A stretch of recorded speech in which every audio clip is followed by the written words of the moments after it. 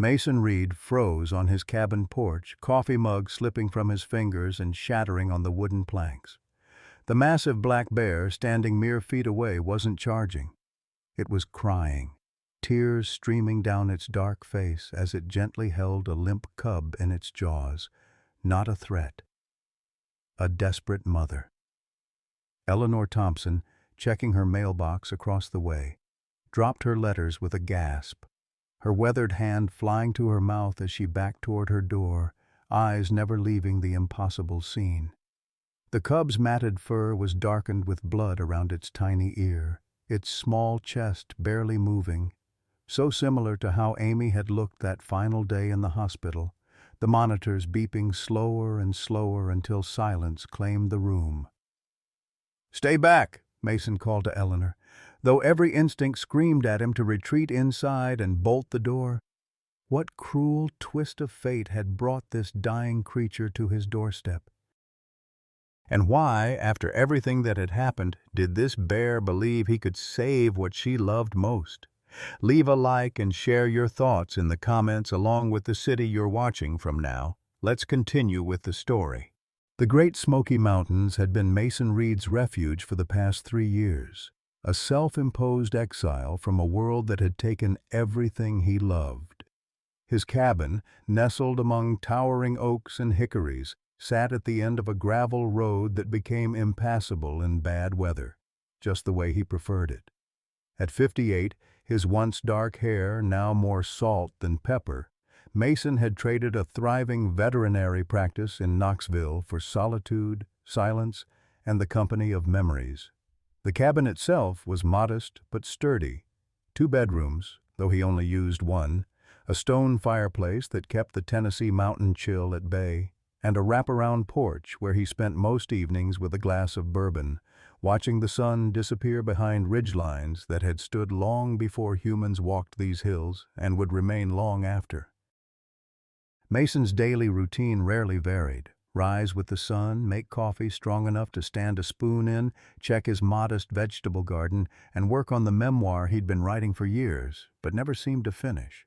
Some days he'd hike the nearby trails, speaking to no one but the occasional deer or wild turkey that crossed his path.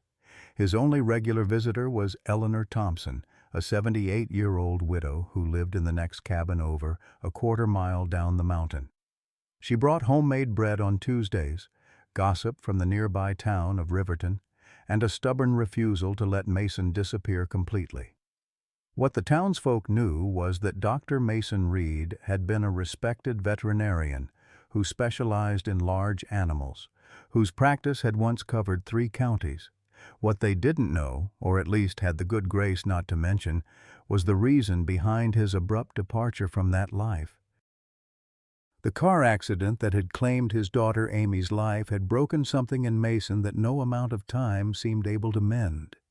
His wife Jenny had died 2 years before that from cancer, leaving Amy as his only family. After the funeral, he had sold his practice, packed what mattered, and retreated to these mountains where the only wounds he tended were his own. The black bear that now stood on his porch was female, likely around 7 or 8 years old, judging by her size. Her fur was glossy except for a distinctive white crescent mark on her right ear, unusual for an American black bear. The cub she held so gently couldn't have been more than 4 months old, born sometime in the late winter and still entirely dependent on its mother. Its injuries were severe, a deep laceration around one paw, what appeared to be puncture wounds on its flank, and an unnatural angle to one of its back legs that suggested a fracture.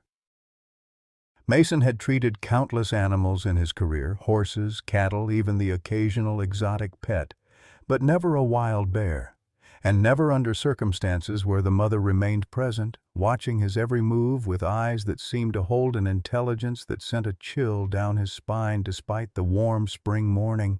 Time seemed to stretch as Mason stared at the bear and her cub, his medical training warring with basic self-preservation. The mother bear made a low, rumbling sound, not quite a growl, more like a plea, and took a hesitant step closer, her massive paws moving with surprising delicacy on his wooden porch. Easy now, Mason whispered, his voice hoarse from disuse. He slowly raised his hands, palms out, the universal signal of peace. Easy there, Mama, Eleanor's voice carried from the safety of her porch across the way. Mason Reed, you get yourself inside right now. That's a wild animal.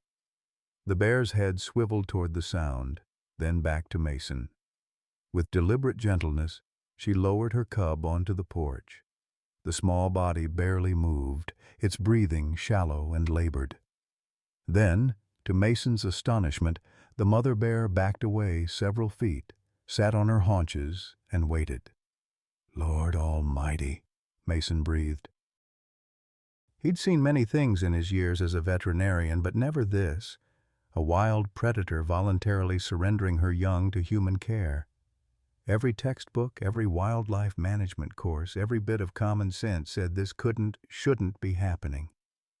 Yet, here they were. Mason glanced at the rifle mounted above his fireplace, visible through the open door. He could reach it in seconds if needed. But something in the bear's posture, the way she maintained a respectful distance, her eyes never leaving her cub, told him he was witnessing something extraordinary. I must be out of my mind, he muttered, dropping to one knee. The cub was male, perhaps 15 pounds, his black fur matted with blood and dirt. The most obvious injury was his left hind leg, bent at an unnatural angle. But what concerned Mason more was a series of puncture wounds along the cub's side, deep, precise, and disturbingly regular. Not the random tears of a predator attack, but something man-made. A trap, Mason realized with rising anger. Someone's illegal trap did this. He looked up at the mother bear, who hadn't moved, her eyes reflecting a pain Mason recognized all too well. The helpless agony of a parent watching their child suffer. I need to take him inside, Mason said, speaking to the bear as if she could understand. I can help him, but I need to bring him inside. Slowly, telegraphing every movement, Mason slipped off his flannel shirt and gently wrapped it around the cub. The small creature made a weak mewling sound, but offered no resistance. Mason lifted him, so light, too light, and began backing toward his door. The mother bear rose to her feet, and Mason's heart nearly stopped, but she made no move to follow, only watching with that unsettling intelligence as Mason carried her cub into his cabin. Once inside, Mason used his foot to push the door mostly closed, not latched, just in case Mama decided to reclaim her young. He laid the cub on his kitchen table, mentally transforming the space into the exam room it was about to become. All right, little fella, he murmured, already reaching for his phone. Let's see what we can do for you. He dialed a number he hadn't called in over 2 years. Riverton Veterinary Clinic, this is Sarah. Sarah, it's Mason Reed. A pause. Mason, is everything okay? I need you to bring me some supplies. Antibiotics, pain medication, splinting materials. He hesitated. It's for a bear cub. A what? A bear cub. Injured by a trap, I think. Multiple puncture wounds, broken leg. Mason, you need to call Wildlife Services. It's illegal to... The mother brought him to me, Sarah. Mason interrupted, watching through the window as the bear settled herself at the edge of his porch. She carried him here and left him with me. I've never seen anything like it. Another pause, longer this time. The mother is still there? Sitting on my porch like she's waiting for a progress report? He heard Sarah's deep exhale. I'll be there in 40 minutes. Don't do anything stupid before I arrive. As Mason hung up, a memory surfaced, unbidden and sharp as glass. Amy at 6, finding an injured robin in their backyard, her small hands cupping the trembling creature, tears streaming down her face as she begged, Daddy, please fix him. You fix animals. Please fix him, Daddy. He had done his best, setting the bird's broken wing with popsicle sticks and dental floss, while Amy watched, wide-eyed with trust that her father could mend anything broken. The bird had recovered and flown away 2 weeks later, Amy squealing with delight as it took to the sky. "You did it, Daddy. You fixed him." But he couldn't fix everything. Couldn't fix Jenny when the cancer spread. Couldn't fix Amy when the truck hit her car head-on. Couldn't fix himself in the aftermath. The cub whimpered, pulling Mason back to the present. "Okay, little guy, let's get you stabilized until Dr. Sarah gets here." He gathered clean towels, a bowl of warm water, and the limited first aid supplies he kept on hand. With gentle hands that remembered their purpose, Mason began cleaning the wounds, speaking softly to the cub the entire time. "You've got yourself in quite a mess, haven't you? But you're a fighter. I can tell." The cub's eyes fluttered open briefly, dark, unfocused, but alive. Mason felt something stir in his chest, a sensation so long absent he almost didn't recognize it. Hope. Through the window, the mother bear maintained her vigil, occasionally rising to pace before settling again, her eyes never leaving the cabin. Twice, Mason opened the door a crack to show her the cub was still alive, still fighting. Each time she seemed to understand, relaxing slightly before resuming her watch. By the time Sarah Mitchell's truck rattled up the gravel drive, Mason had cleaned the wounds, stabilized the broken leg as best he could with improvised materials, and managed to get some water into the cub using a turkey baster. Sarah stepped out of her truck, medical bag in hand, her curly hair pulled back in a practical ponytail. At 42, she had taken over Mason's practice when he left, maintaining the high standards he had established while adding her own touches. She approached cautiously, eyeing the bear. "She won't hurt you," Mason called from the doorway. "Not unless you try to hurt her cub." "That's reassuring," Sarah replied dryly. But her steps became more confident as the bear made no move toward her. Inside, Sarah's professional demeanor took over. She examined the cub thoroughly, confirming Mason's initial assessment and adding her own observations. "These are definitely trap injuries," she said, voice tight with anger. "Spring-loaded, most likely. Illegal in this part of the park for exactly this reason." She looked up at Mason. "You know we need to report this." "I know." Mason nodded. "But first, we save him." Together they worked for over an hour, setting the leg properly, cleaning and suturing the wounds, administering antibiotics and fluids. Throughout it all, the cub remained remarkably calm, as if understanding they were trying to help. "He's young but strong," Sarah said finally, stripping off her latex gloves. "The next 24 hours will be critical. If infection doesn't set in, he has a good chance." She walked to the window, studying the mother bear who had remained steadfast in her vigil. "I've never seen anything like this. Bears are devoted mothers. But this—" She shook her head. "This is something else." "She knew what she was doing," Mason said quietly. "She chose to bring him here." "But why you?" Sarah asked. "Why this cabin out of everywhere in these mountains?" Mason had been asking himself the same question. "I don't know. Maybe she's seen me before on hikes. Maybe she smelled other animals I've treated. Or maybe," Sarah said with a small smile, "she knows a healer when she sees one, even one who's trying to forget that's what he is." Mason looked away, uncomfortable with her perception. "Will you help me report the trap? Sheriff Parker might listen to you. He certainly stopped listening to me years ago." "Of course." Sarah began packing her supplies. "But Mason, you need to know what you're getting into here. Keeping a wild animal, even for rehabilitation, requires permits. There are people in town who won't take kindly to anyone helping bears, especially after what happened to the Johnsons' livestock last month." "I'm not keeping him," Mason protested. "I'm just helping until he can go back to his mother." Sarah gave him a knowing look. "That's how it always starts."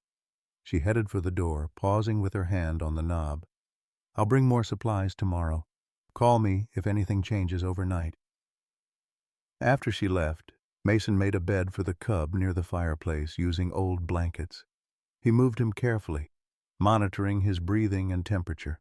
Outside, the mother bear had finally lain down, her massive body still visible through the gathering dusk. "Your mama's not going anywhere," Mason told the sleeping cub, "and neither am I." That night, Mason slept on the couch instead of his bed, waking every hour to check on his patient. Each time he also checked on the mother bear, who maintained her silent watch outside, a dark sentinel against the starlit sky.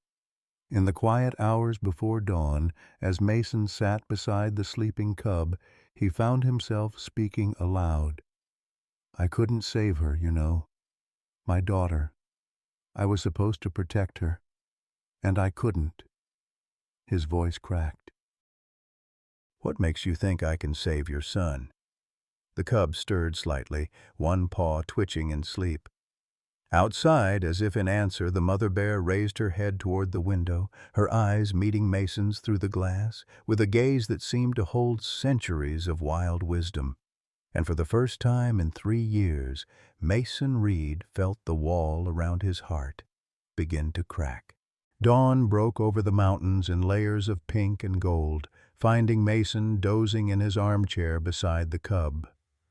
A vehicle rumbling up the gravel drive startled him awake.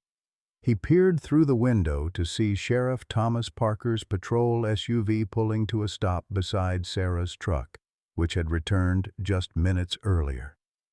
"We've got company," Mason told Sarah, who was checking the cub's vitals. "I called him," she admitted. "We need to document the trap injuries properly if we're going to find who's responsible."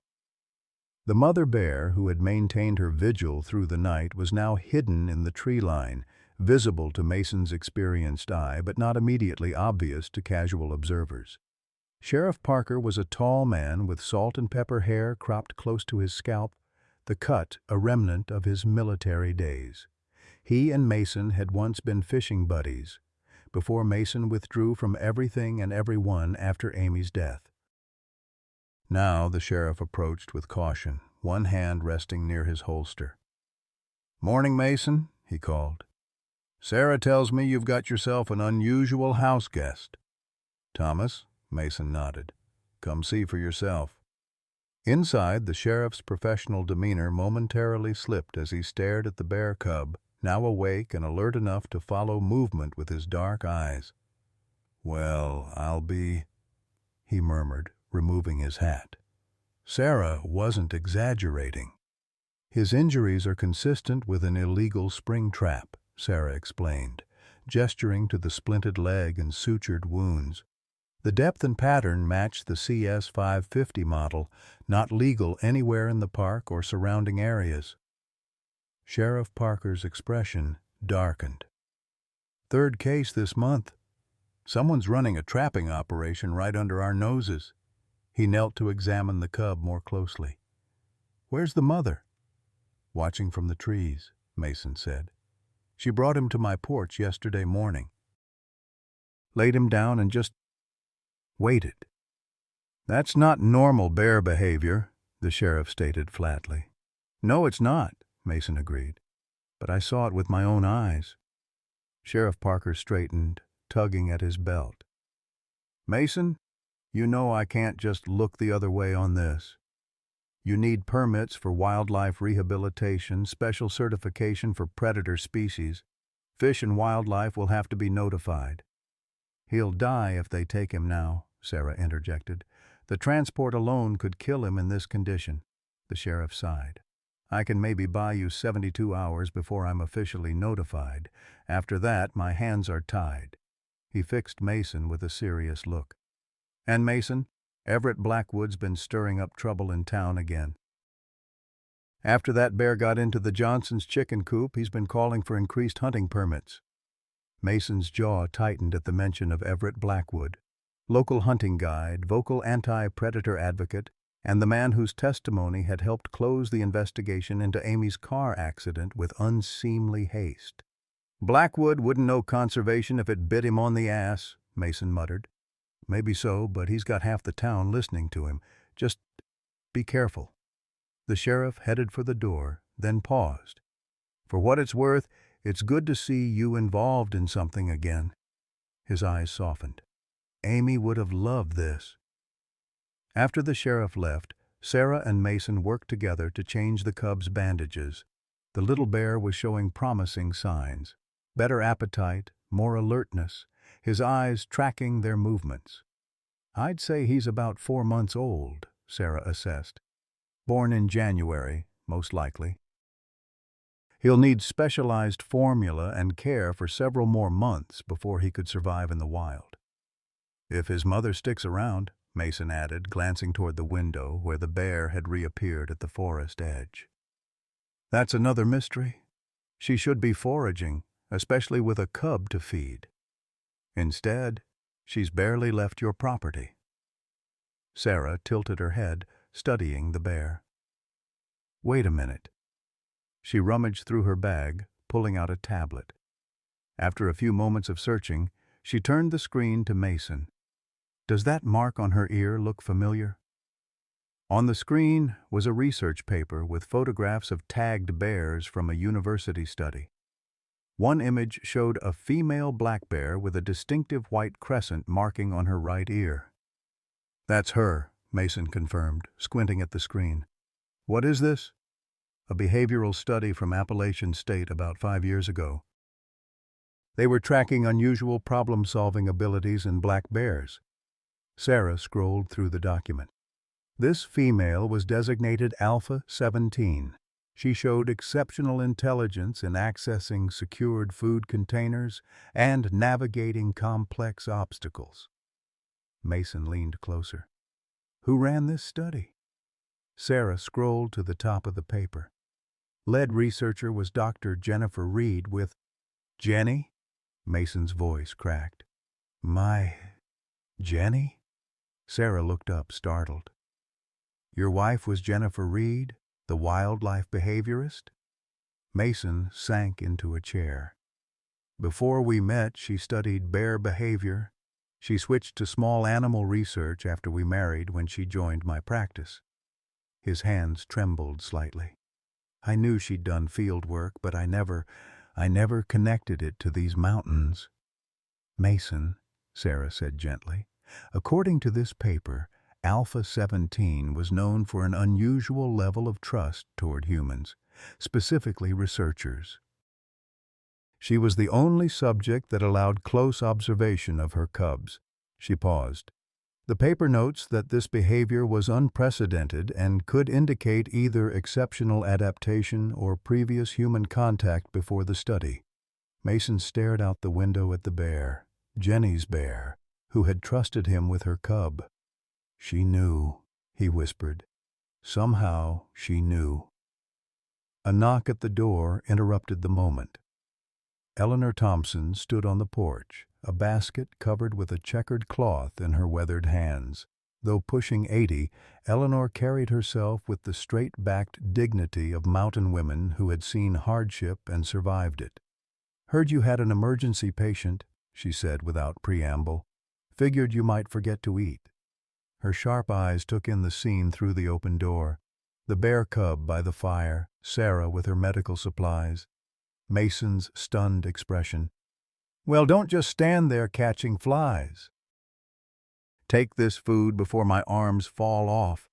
Mason accepted the basket automatically. "Thank you, Eleanor, but it's not safe for you to—" "Safe?"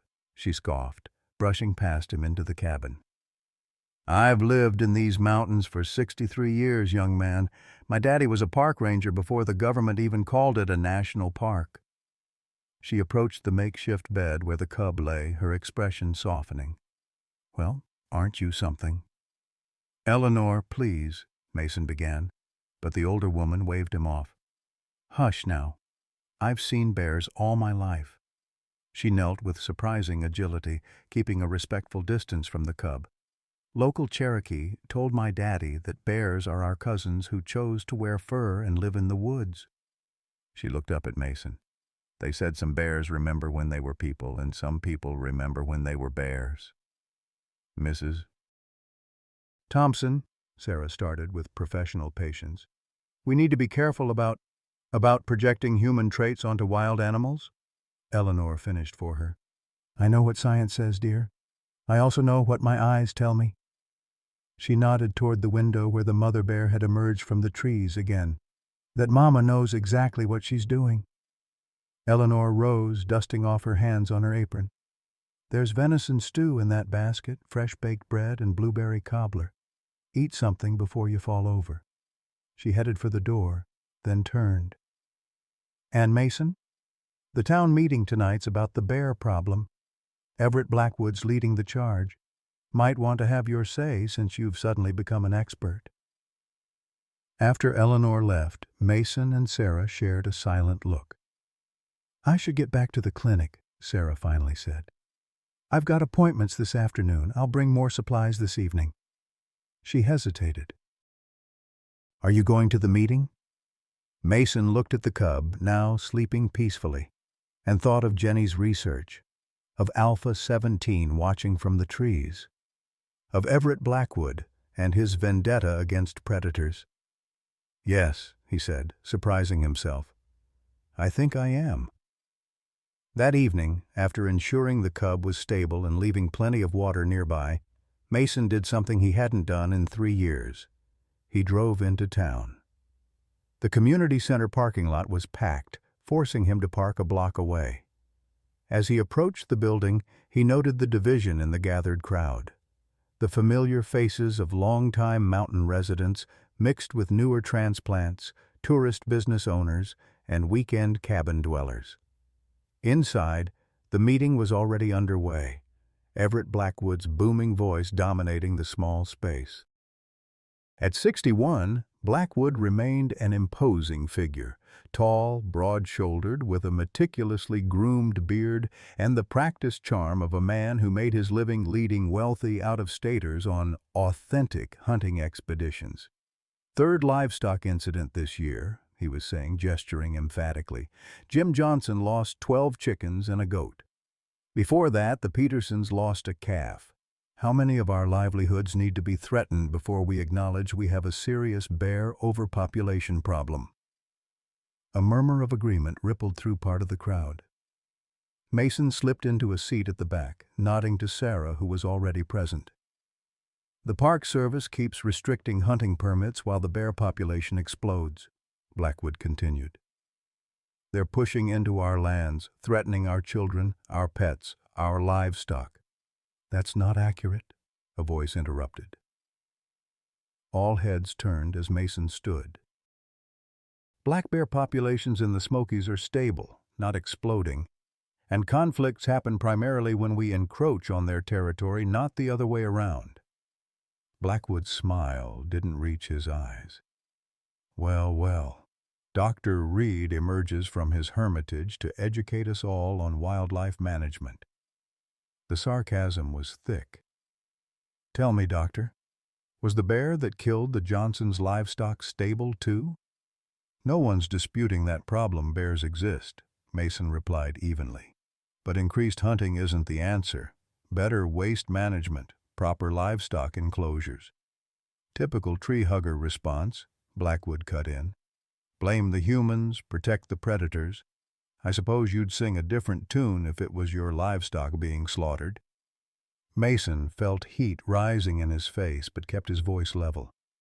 I'm saying there are proven, effective methods to reduce conflicts without resorting to culling. Methods like what? Sending engraved invitations asking bears to kindly stay away? Blackwood's mockery drew laughter from his supporters. Sheriff Parker stood up from his seat near the front. Let's keep this civil, folks. We're here to discuss solutions, not trade insults. I have a solution, Blackwood declared. Increased hunting permits in problem areas, expanded trapping rights for landowners, and a faster response when predators become threats. He paused dramatically. Unless, of course, you all want to wait until it's a child that gets attacked, not just livestock. The atmosphere in the room shifted perceptibly at the mention of children in danger. Mason saw his opening. Speaking of trapping, he said clearly, would your solution include illegal spring traps, Mr. Blackwood? The kind currently injuring wildlife in protected areas? A sudden stillness fell over the room. Blackwood's expression hardened. I don't know what you're implying, Reed. I'm not implying anything. I'm stating a fact. Illegal traps are being set in and around the park.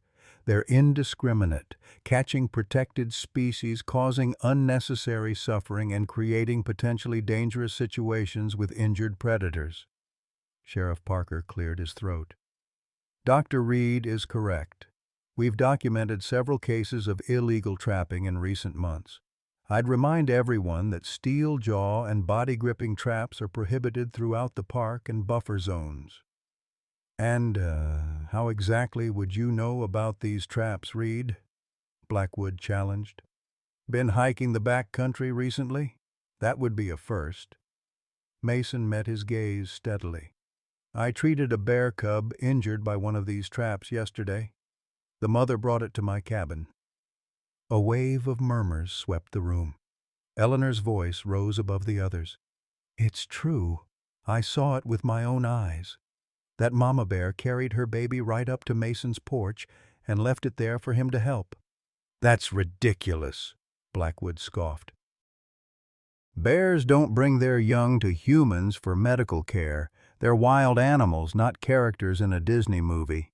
Nevertheless, Sheriff Parker interjected, we have documentation of the cub's injuries consistent with an illegal trap. We're investigating the matter. The meeting continued, arguments flying back and forth about bear management, property rights, and conservation. Through it all, Mason observed Blackwood, the man's calculated responses, the way certain town members deferred to him, the underlying current of something more than just concern for safety in his anti-predator rhetoric. As the meeting wound down, Mason found himself cornered by Blackwood near the exit. You should have stayed in your cabin, Reed, Blackwood said quietly, his public charm stripped away. Nobody needs you playing wildlife savior. And nobody needed you rushing the investigation into my daughter's accident, Mason replied, his voice equally low. Yet here we are. Something dangerous flickered in Blackwood's eyes. Careful, Doc. These mountains can be treacherous for those who don't know their place in the natural order. Before Mason could respond, Sarah appeared at his side. Ready to go check on our patient? She asked brightly, though her eyes were watchful. Blackwood stepped back, his mask of geniality returning. Dr. Mitchell, always a pleasure. I trust you're advising your colleague on the proper channels for wildlife rehabilitation. We wouldn't want anyone breaking federal regulations, would we? Good night, Mr. Blackwood, Sarah replied firmly, guiding Mason toward the door. Outside in the cool night air, Mason took a deep breath. That man is hiding something. Besides being a general menace, Sarah asked. I've never trusted him. Too slick by half. They walked toward their vehicles, the parking lot now half empty. Mason, Sarah said hesitantly, there's something else you should know about your wife's research. She pulled out her phone, showing him additional pages from Jenny's study. Alpha 17 wasn't just studied for her intelligence. She was documented bringing injured cubs from her social group to the research station. 3 separate instances. Mason stopped walking. What are you saying? I'm saying that what happened at your cabin might not be random. This bear has a documented history of seeking human help for injured young, specifically from researchers she trusted. Sarah met his eyes. Your wife's research team. As Mason drove home through the darkening forest, his mind raced with questions. Could this bear, Jenny's bear, have recognized something in him, a scent, perhaps, that reminded her of the researchers who had once helped her family? The headlights of his truck swept across his property as he approached, illuminating a startling scene. 3 men were at the edge of his clearing, appearing to search for something with flashlights. They scattered quickly at his approach, disappearing into the trees before he could identify them. Heart pounding, Mason parked and rushed inside. The cub was where he'd left him, now awake and alert, making soft, huffing sounds. Through the window, Mason could see the mother bear had moved closer to the cabin as if sensing the potential threat. A flash of insight struck him. The men had been looking for the mother bear. But why? Trophy hunting was illegal in this part of the park, especially for a female with cubs. Unless they weren't hunters at all, but trappers. Trappers who might be very interested in finding who or what had sprung their illegal trap. As Mason checked on the cub, his phone rang. Sheriff Parker's voice was tense when he answered. "Mason, we've got a problem. Someone broke into the evidence locker at the station. The documentation of the cub's injuries is missing. I just caught people prowling around my property," Mason replied. "3 men took off when they saw my headlights." A heavy silence. "Stay put. I'm sending a deputy out there for the night." The sheriff paused. "And Mason, name that cub if you haven't already." "What? Why?" "Because unnamed things are easier to take away. Trust me on this." After hanging up, Mason sat beside the cub, who was attempting to drag himself closer on his front legs, his splinted back leg held awkwardly. "Persistent little guy, aren't you?" Mason murmured, gently helping him get comfortable. The cub made a chirping sound, almost like a question, his dark eyes fixed on Mason's face. Outside, the mother bear huffed softly in the darkness as if in agreement. "Hope," Mason said suddenly, the name forming before he'd consciously thought of it. "That's what we'll call you." "Because that's what you are." And for the first time in 3 years, Mason Reed felt the faintest glimmer of exactly that. The next morning broke with rain drumming against the cabin roof, filling the small space with the scent of wet wood and pine. Deputy Diane Rodriguez sat in her patrol car at the edge of Mason's property, her overnight watch soon to end. She waved as Mason brought her a thermos of coffee, the brim of her hat shielding her face from the drizzle. "Anything unusual overnight?" Mason asked, handing her the steaming drink. "All quiet," she replied, though her eyes remained alert. "Sheriff's coming to relieve me at 8.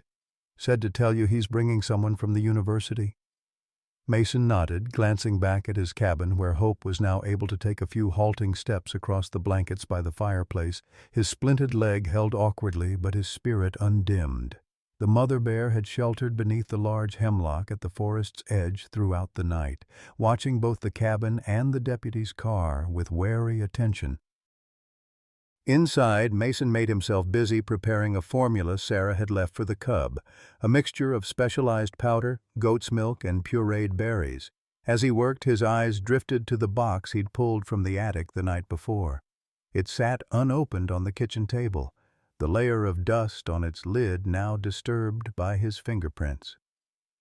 Jenny's research materials. He'd packed them away after her death, unable to face the remnants of her passion, her brilliance. Now it seemed her work had found him anyway. With a deep breath, Mason opened the box. Inside lay notebooks, field journals, and several USB drives neatly labeled with dates. He lifted out the topmost journal, the leather cover soft with use. Jenny's handwriting filled the pages, precise, detailed observations of bear behavior throughout the Smoky Mountains region. He flipped through until a familiar marking caught his eye. A sketch of a crescent-shaped mark on a bear's ear, labeled Alpha 17, first observed January 2012. Mason's hands trembled slightly as he read, "Alpha 17 continues to demonstrate exceptional problem-solving abilities. Today, she successfully navigated the complex latch system on the research station storage unit, a task requiring both dexterity and memory. Most remarkable is her apparent ability to teach these skills to her yearling cubs. Unlike other subjects who display aggression or fear toward researchers, Alpha 17 maintains a cautious but tolerant distance, even allowing observation during feeding. Dr. Lansing suggests possible previous human contact, but my hypothesis is different. I believe we're witnessing an evolved adaptation, a calculated risk assessment that recognizes the potential benefits of human proximity without direct interaction. The journal entry was dated over 10 years ago.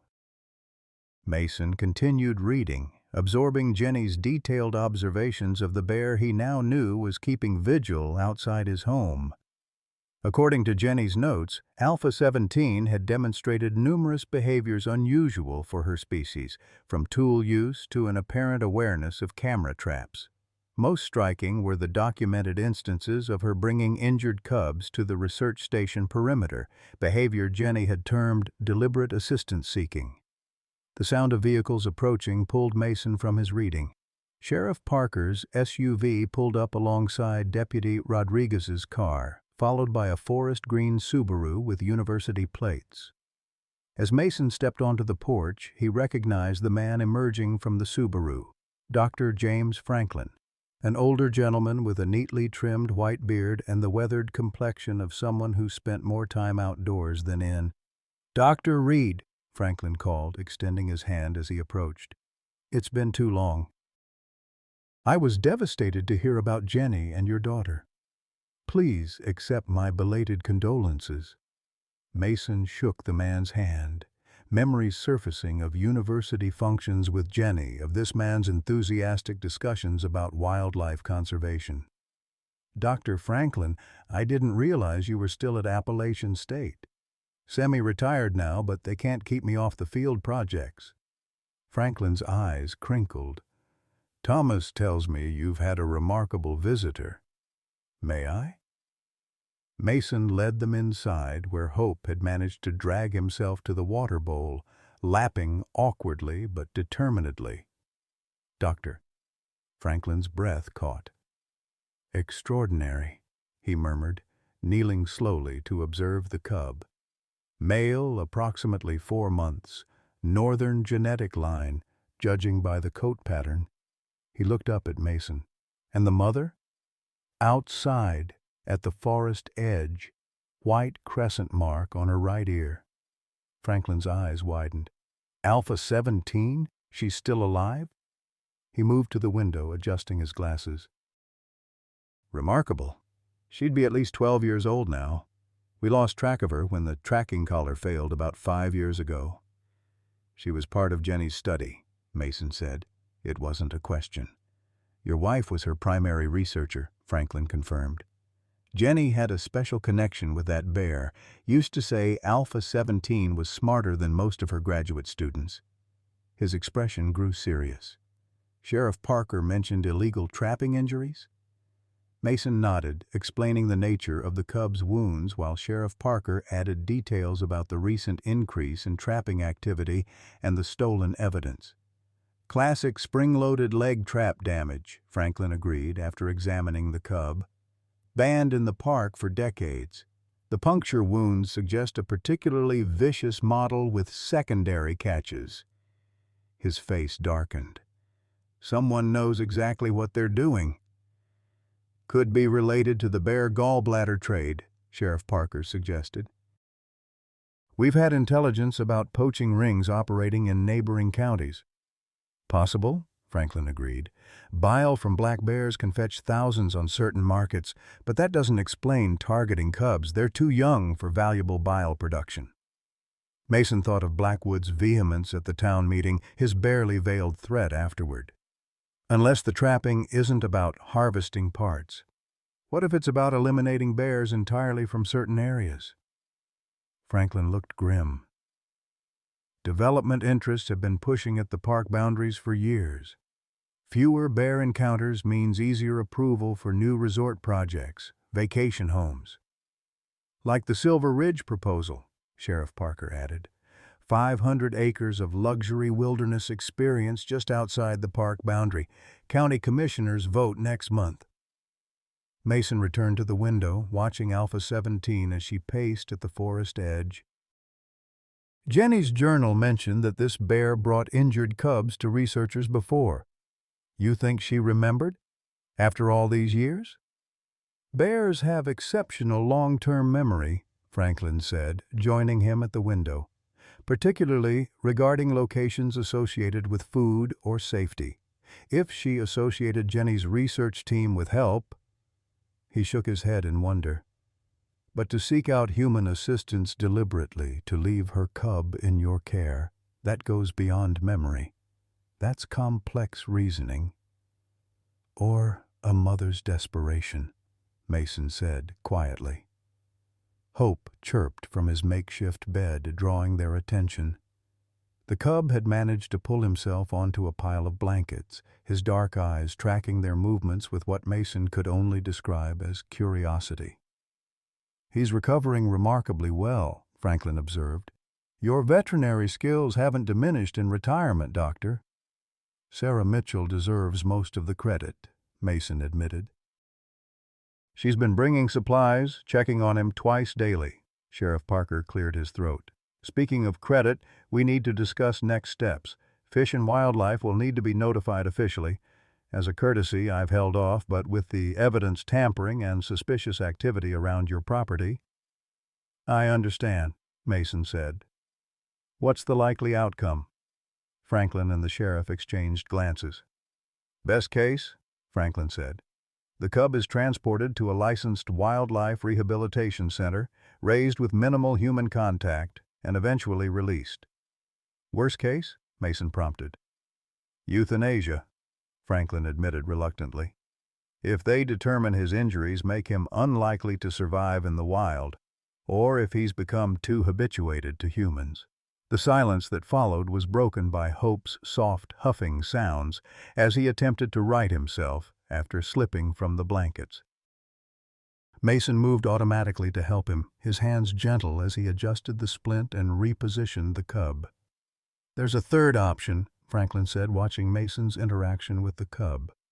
"You apply for emergency wildlife rehabilitation certification. With your veterinary background, my university endorsement, and the unusual circumstances, you might be approved." Mason looked up, startled. "Me? I haven't practiced in years." "You're practicing right now," Franklin pointed out. "And successfully, I might add." Sheriff Parker nodded slowly. "It would buy us time to investigate the trapping operation, and it would keep both the cub and evidence under observation." Mason ran a hand through his hair, feeling the weight of responsibility settling on shoulders that had carried nothing but grief for 3 years. "What about the mother? She's not going to just abandon him." "That's the most fascinating aspect," Franklin said, excitement creeping into his professional tone. "We have a unique opportunity to observe maternal behavior in a semi-controlled setting. Alpha 17's continued presence suggests a level of trust and understanding that could revolutionize our knowledge of ursine cognition." Before Mason could respond, Sarah's truck appeared on the gravel drive. She hurried up to the porch, medical bag in hand, hair damp from the rain. "Sorry I'm late," she called. "Emergency surgery at the clinic." She stopped short at the sight of Dr. Franklin. "Professor, what are you doing here?" "You know each other?" Mason asked. "Dr. Franklin was guest lecturer for my wildlife medicine course in vet school," Sarah explained, setting down her bag. "His work on predator conservation was what inspired me to focus on large animal practice." Franklin smiled warmly. "And now you're continuing that important work." The circle completes itself. As Sarah checked Hope's vitals and changed his bandages, Mason found himself staring at Jenny's journal, still open on the table. Something tugged at his memory, a connection just beyond his grasp. "Dr. Franklin," he said suddenly, "when exactly did Jenny's research team lose track of Alpha 17? Franklin thought for a moment. "The tracking collar failed in spring of 2017. We had visual confirmation for another year or so, then nothing until now." 2017, Mason repeated, a chill running through him. "That's the year Amy died." The cabin fell silent as everyone turned to look at him. "I never made the connection before," Mason continued, his voice distant. "Amy was hiking in the park when she got lost. Search and rescue found her the next morning, dehydrated but otherwise fine. She said, he paused, the memory sharpening. She said a mother bear and cub led her to a stream, stayed nearby all night. I thought it was just a child's imagination or trauma from being lost. When was this exactly? Franklin asked, his voice carefully neutral. April 15, 2017, 2 months before the accident that killed her. Franklin exchanged a significant look with Sheriff Parker. That's the exact week Alpha 17's collar stopped transmitting. We assumed it was equipment failure. Or perhaps, Sarah suggested gently, a very intelligent bear recognized the collar as human technology and found a way to remove it. Mason sat heavily in a nearby chair, overwhelmed by the implications. Are you saying the bear that helped my daughter, that my daughter actually encountered in the woods, is the same one that brought her cub to me? That's impossible. Improbable, Franklin corrected, but not impossible. Black bears have home ranges of 8 to 15 square miles. If Alpha 17 was territorial about this area, and if Amy encountered her within that territory, and if Alpha 17 recognized Amy as human but not a threat, Sarah added, based on her previous positive experiences with Jenny and the research team. Mason felt a sense of vertigo as past and present seemed to collapse together. Jenny's bear helped Amy, and now Jenny's bear has asked me to help her cub. Outside, as if sensing she was the topic of discussion, Alpha 17 had moved closer to the cabin than she'd ventured before, sitting upright at the edge of the porch steps, her gaze fixed on the door. I'll do it, Mason said abruptly. The emergency certification, whatever it takes. Dr. Franklin nodded, seemingly unsurprised. I'll make the calls today. In the meantime, document everything. The cub's progress, the mother's behavior, any unusual activity around your property. I'll arrange for continued patrols, Sheriff Parker added. And I'll see what I can find out about Blackwood's connection to the Silver Ridge development. As they prepared to leave, Eleanor arrived with another basket of food, apparently unfazed by the gathering of officials at Mason's typically isolated cabin. Brought you all some lunch, she announced, setting the basket on the counter. Figure you could use it, what with all this bear business keeping you busy. She peered at Hope, who was now actively attempting to play with a rolled-up sock despite his injuries. Well, someone's feeling better today. Mrs. Thompson, Dr. Franklin greeted her with obvious respect. It's been many years. Jamie Franklin, Eleanor smiled. Still chasing bears through these hills? Thought you'd be retired on some beach by now. The mountains keep calling me back, Franklin replied, as they do all of us who truly know them. Eleanor nodded sagely, then turned to Mason. You heard about the fire at the Johnson place? Mason looked up sharply. Fire? When? Last night. Storage shed burned to the ground. Jim says it was electrical, but... She left the implication hanging. Sheriff Parker was already reaching for his radio. Any injuries? None, thank the Lord. But it's mighty strange timing, don't you think? Right after Jim spoke up against Blackwood at the meeting last night. Eleanor's shrewd eyes moved between them.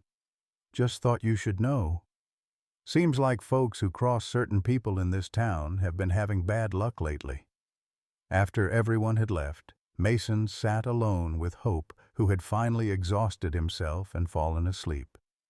Sarah had promised to return that evening with more supplies and to help with the rehabilitation certification paperwork.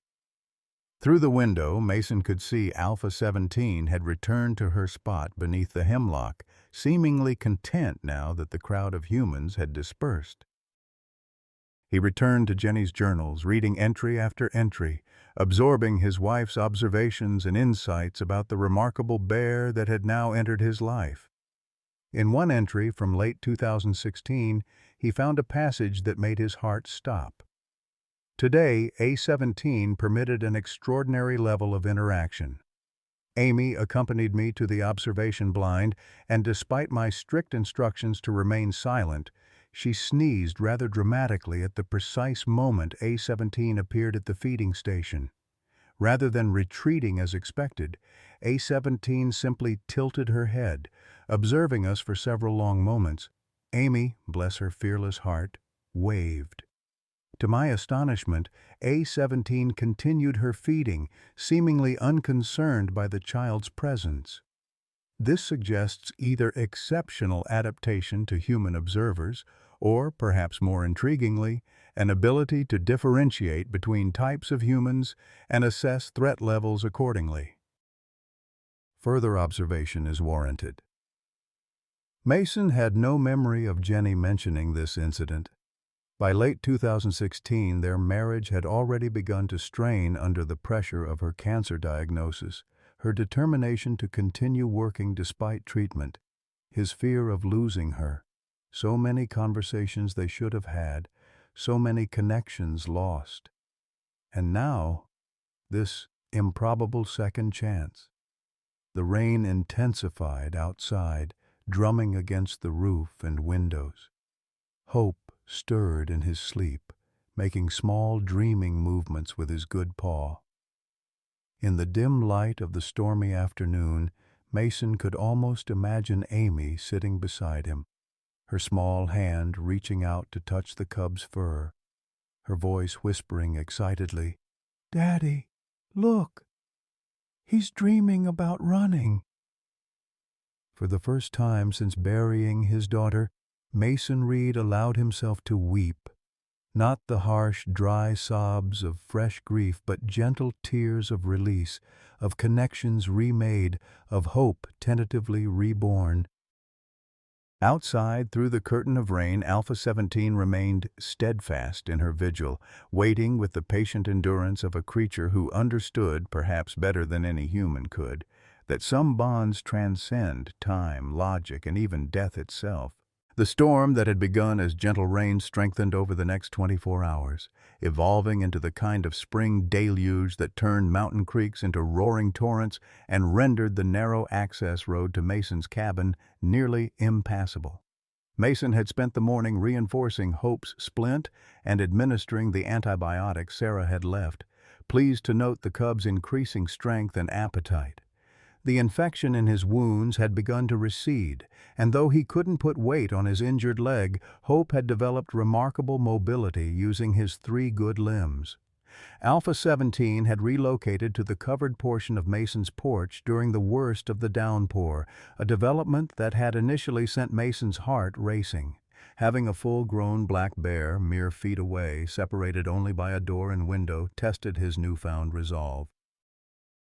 Yet she had made no aggressive moves, simply settling herself where she could maintain visual contact with the cabin while gaining some shelter from the elements. "Your mama's getting bolder," Mason told Hope as the cub enthusiastically lapped formula from a shallow bowl. "Not sure if that's good or bad for my certification chances." A vehicle's engine strained up the muddy drive, tires spinning against the slick surface. Mason recognized Sarah's truck, now caked with mud to its wheel wells. She hurried through the rain to his door, a waterproof portfolio clutched to her chest, her rain jacket doing little to keep her dry in the powerful gusts. "It's official," she announced, shaking water from her hair as Mason closed the door behind her. "Dr. Franklin pulled every string he has. You've been granted Emergency Temporary Rehabilitation Certification." She handed him the portfolio. "The paperwork's all here, including care protocols, reporting requirements, and the terms of your conditional approval." Mason leafed through the documents, his eye catching on key phrases. Unique circumstances, exceptional case basis, strict supervision required, and finally the most critical, rehabilitation on-site approved due to presence of mother bear and demonstrated risk of transport. "They're letting him stay here?" Mason asked, disbelief evident in his voice. Sarah nodded, kneeling to examine Hope, who greeted her with a chirping sound that had become his signature response to familiar humans. Franklin convinced them that moving Hope now could jeopardize both his recovery and a unique research opportunity. She glanced toward the porch where Alpha 17's dark shape was visible through the rain-streaked window. "The maternal presence is unprecedented in a rehabilitation context." They're sending a field researcher tomorrow to help document everything. Assuming they can get up the road, Mason muttered, handing her a towel for her dripping hair. There's more, Sarah said, her expression turning serious as she dried herself. The Johnson fire wasn't electrical. Sheriff Parker found accelerant traces, and Jim Johnson is now saying he saw a vehicle similar to Blackwood's truck near his property that night. Mason's jaw tightened. Blackwood's escalating. Why? A petty disagreement at a town meeting doesn't explain arson. I did some digging, Sarah said, lowering her voice despite the fact that they were alone. Blackwood's company, Blackwood Outdoor Adventures, is listed as a wilderness consultant for the Silver Ridge development. He stands to make a substantial amount if it's approved, guiding contracts, exclusive hunting rights, the works. And a documented increase in bear conflicts would help push approval through, Mason concluded, the pieces falling into place. The traps, the rhetoric about dangerous predators, even the fire, they're all about manipulating public opinion before the county vote. Sarah nodded grimly. Sheriff Parker's investigating, but carefully. Blackwood has friends in local government. Deep pockets, too. A sharp crack of thunder rattled the windows, causing Hope to startle and emit a distressed cry. Almost immediately, Alpha 17 rose on the porch, her attention focused intensely on the cabin. She heard him, Sarah whispered, her professional detachment momentarily giving way to wonder. She always does, Mason replied. He moved to the window, making sure the bear could see both him and the cub. It's all right, he said softly, though he knew she couldn't understand his words. He's just scared of the thunder. To his amazement, Alpha 17 settled back into her resting position, though her eyes remained alert. The communication, if that's what it was, sent a shiver down Mason's spine that had nothing to do with the storm's chill.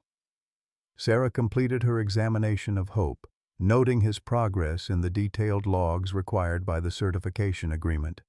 His weight's up, temperature normal, wound sites show healthy granulation, the leg's alignment is good, though he'll need the splint for at least 3 more weeks. She smiled as the cub attempted to play with her stethoscope. His behavior is remarkably normal for his age, playful, curious, good appetite. What about release prospects? Mason asked, the question tightening his chest despite his knowledge that returning Hope to the wild was the only right outcome. Too early to tell definitively, Sarah hedged. The leg should heal well enough for normal function, but predators need to be 100% to survive. She watched Hope as he dragged himself toward a rolled sock he'd adopted as a toy. The bigger concern is habituation. We need to start minimizing human contact soon, implementing proper protocols to ensure he retains wild behaviors. Mason nodded, though the thought of distancing himself from the cub created an unexpected ache. In just a few days, Hope had reawakened something in him that had been dormant since Amy's death, a sense of purpose, of connection.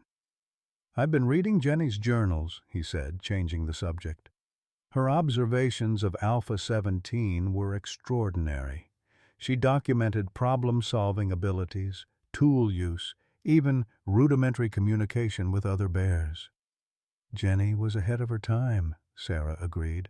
Wildlife cognition research has advanced significantly in recent years, but her work was pioneering. She hesitated. There's something else you should know. Dr. Franklin sent me some of the geographical data from Jenny's tracking studies. Alpha 17's territory overlaps significantly with this property. Mason's brow furrowed. But I've lived here 3 years and never saw her before. Bears are masters at avoiding humans when they choose to, Sarah pointed out. But according to the data, your cabin sits near the center of her established range. She's probably been aware of you all along. The implication hung in the air between them, too fantastical to voice aloud, yet impossible to dismiss entirely. Had Alpha 17 been watching him, perhaps recognizing some connection to Jenny long before she brought her injured cub to his door. A sudden gust of wind drove rain hard against the windows, and the lights flickered ominously. Mason moved to check his emergency supplies, lanterns, batteries, the wood stove that would provide heat if the power failed. "You should head back before the road gets any worse," he told Sarah, glancing at the darkening sky. She nodded reluctantly. "I'll try to return tomorrow with the research team, weather permitting." She gathered her things, then paused at the door. "Mason, be careful. Blackwood was asking questions about you in town today, about your certification, about the bear. He's not happy." "Let him come," Mason said, surprising himself with the steel in his voice. "I'll be ready." After Sarah left, Mason prepared for the possibility of power loss, filling containers with water and bringing extra firewood inside. Hope watched his activities with interest, attempting to drag himself after Mason as he moved around the cabin. "Stay put, troublemaker," Mason scolded gently, returning the cub to his bedding. "You'll undo all our good work on that leg." Outside, the storm's intensity increased. Wind howled through the trees surrounding the clearing, and rain pounded against the roof in sheets. And Alpha 17 remained on the porch, seemingly unconcerned by the tempest, her attention divided between the forest's edge and the cabin door. As dusk approached, the inevitable happened. The lights flickered once, twice, and then went out completely, plunging the cabin into premature darkness. Mason lit the lanterns he'd prepared and stoked the wood stove to combat the growing chill. Hope, unsettled by the darkness and storm noise, became increasingly agitated, making distress calls that grew progressively louder. Each time the cub called out, Alpha 17 responded with a low huff or gentle moan from the porch, a vocal exchange that seemed to momentarily calm Hope before his anxiety returned. After the third such exchange, Mason made a decision that went against every safety protocol in the rehabilitation guidelines. He carried Hope to the window nearest the porch, holding the cub where his mother could clearly see him. "Look, little guy, Mom's right there. She hasn't left you." The effect was immediate. Hope pressed a paw against the glass, making a chirping sound, while Alpha 17 rose onto her hind legs, placing her front paws carefully on the window frame. Her face, now eye level with Mason, was mere inches away, separated only by the glass. Her breath fogged the window as she gazed first at her cub, then directly into Mason's eyes with an intensity that stopped his breath. In that moment, with rain lashing the cabin and wind moaning through the trees, Mason felt something pass between them. Not communication, exactly, but recognition, acknowledgement, trust. He stepped back, still holding Hope where Alpha 17 could see him. "I promise," he found himself saying. "I'll keep him safe until he can return to you." As if understanding, the bear lowered herself back to all fours and resumed her patient vigil.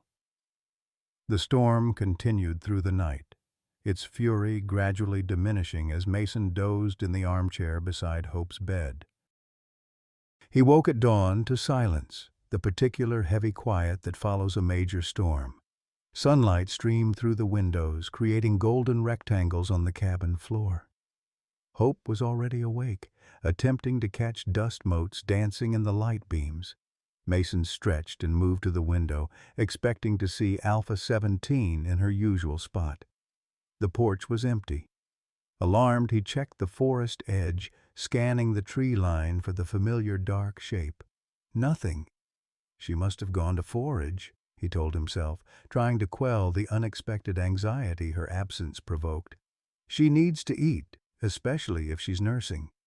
Yet, as the morning progressed with no sign of the bear, Mason found himself repeatedly checking the windows, his concern growing. By midday, when Sarah's truck appeared on the now drying road accompanied by a university vehicle, Alpha 17 still hadn't returned. Dr. Franklin emerged from the university SUV along with a younger man carrying camera equipment.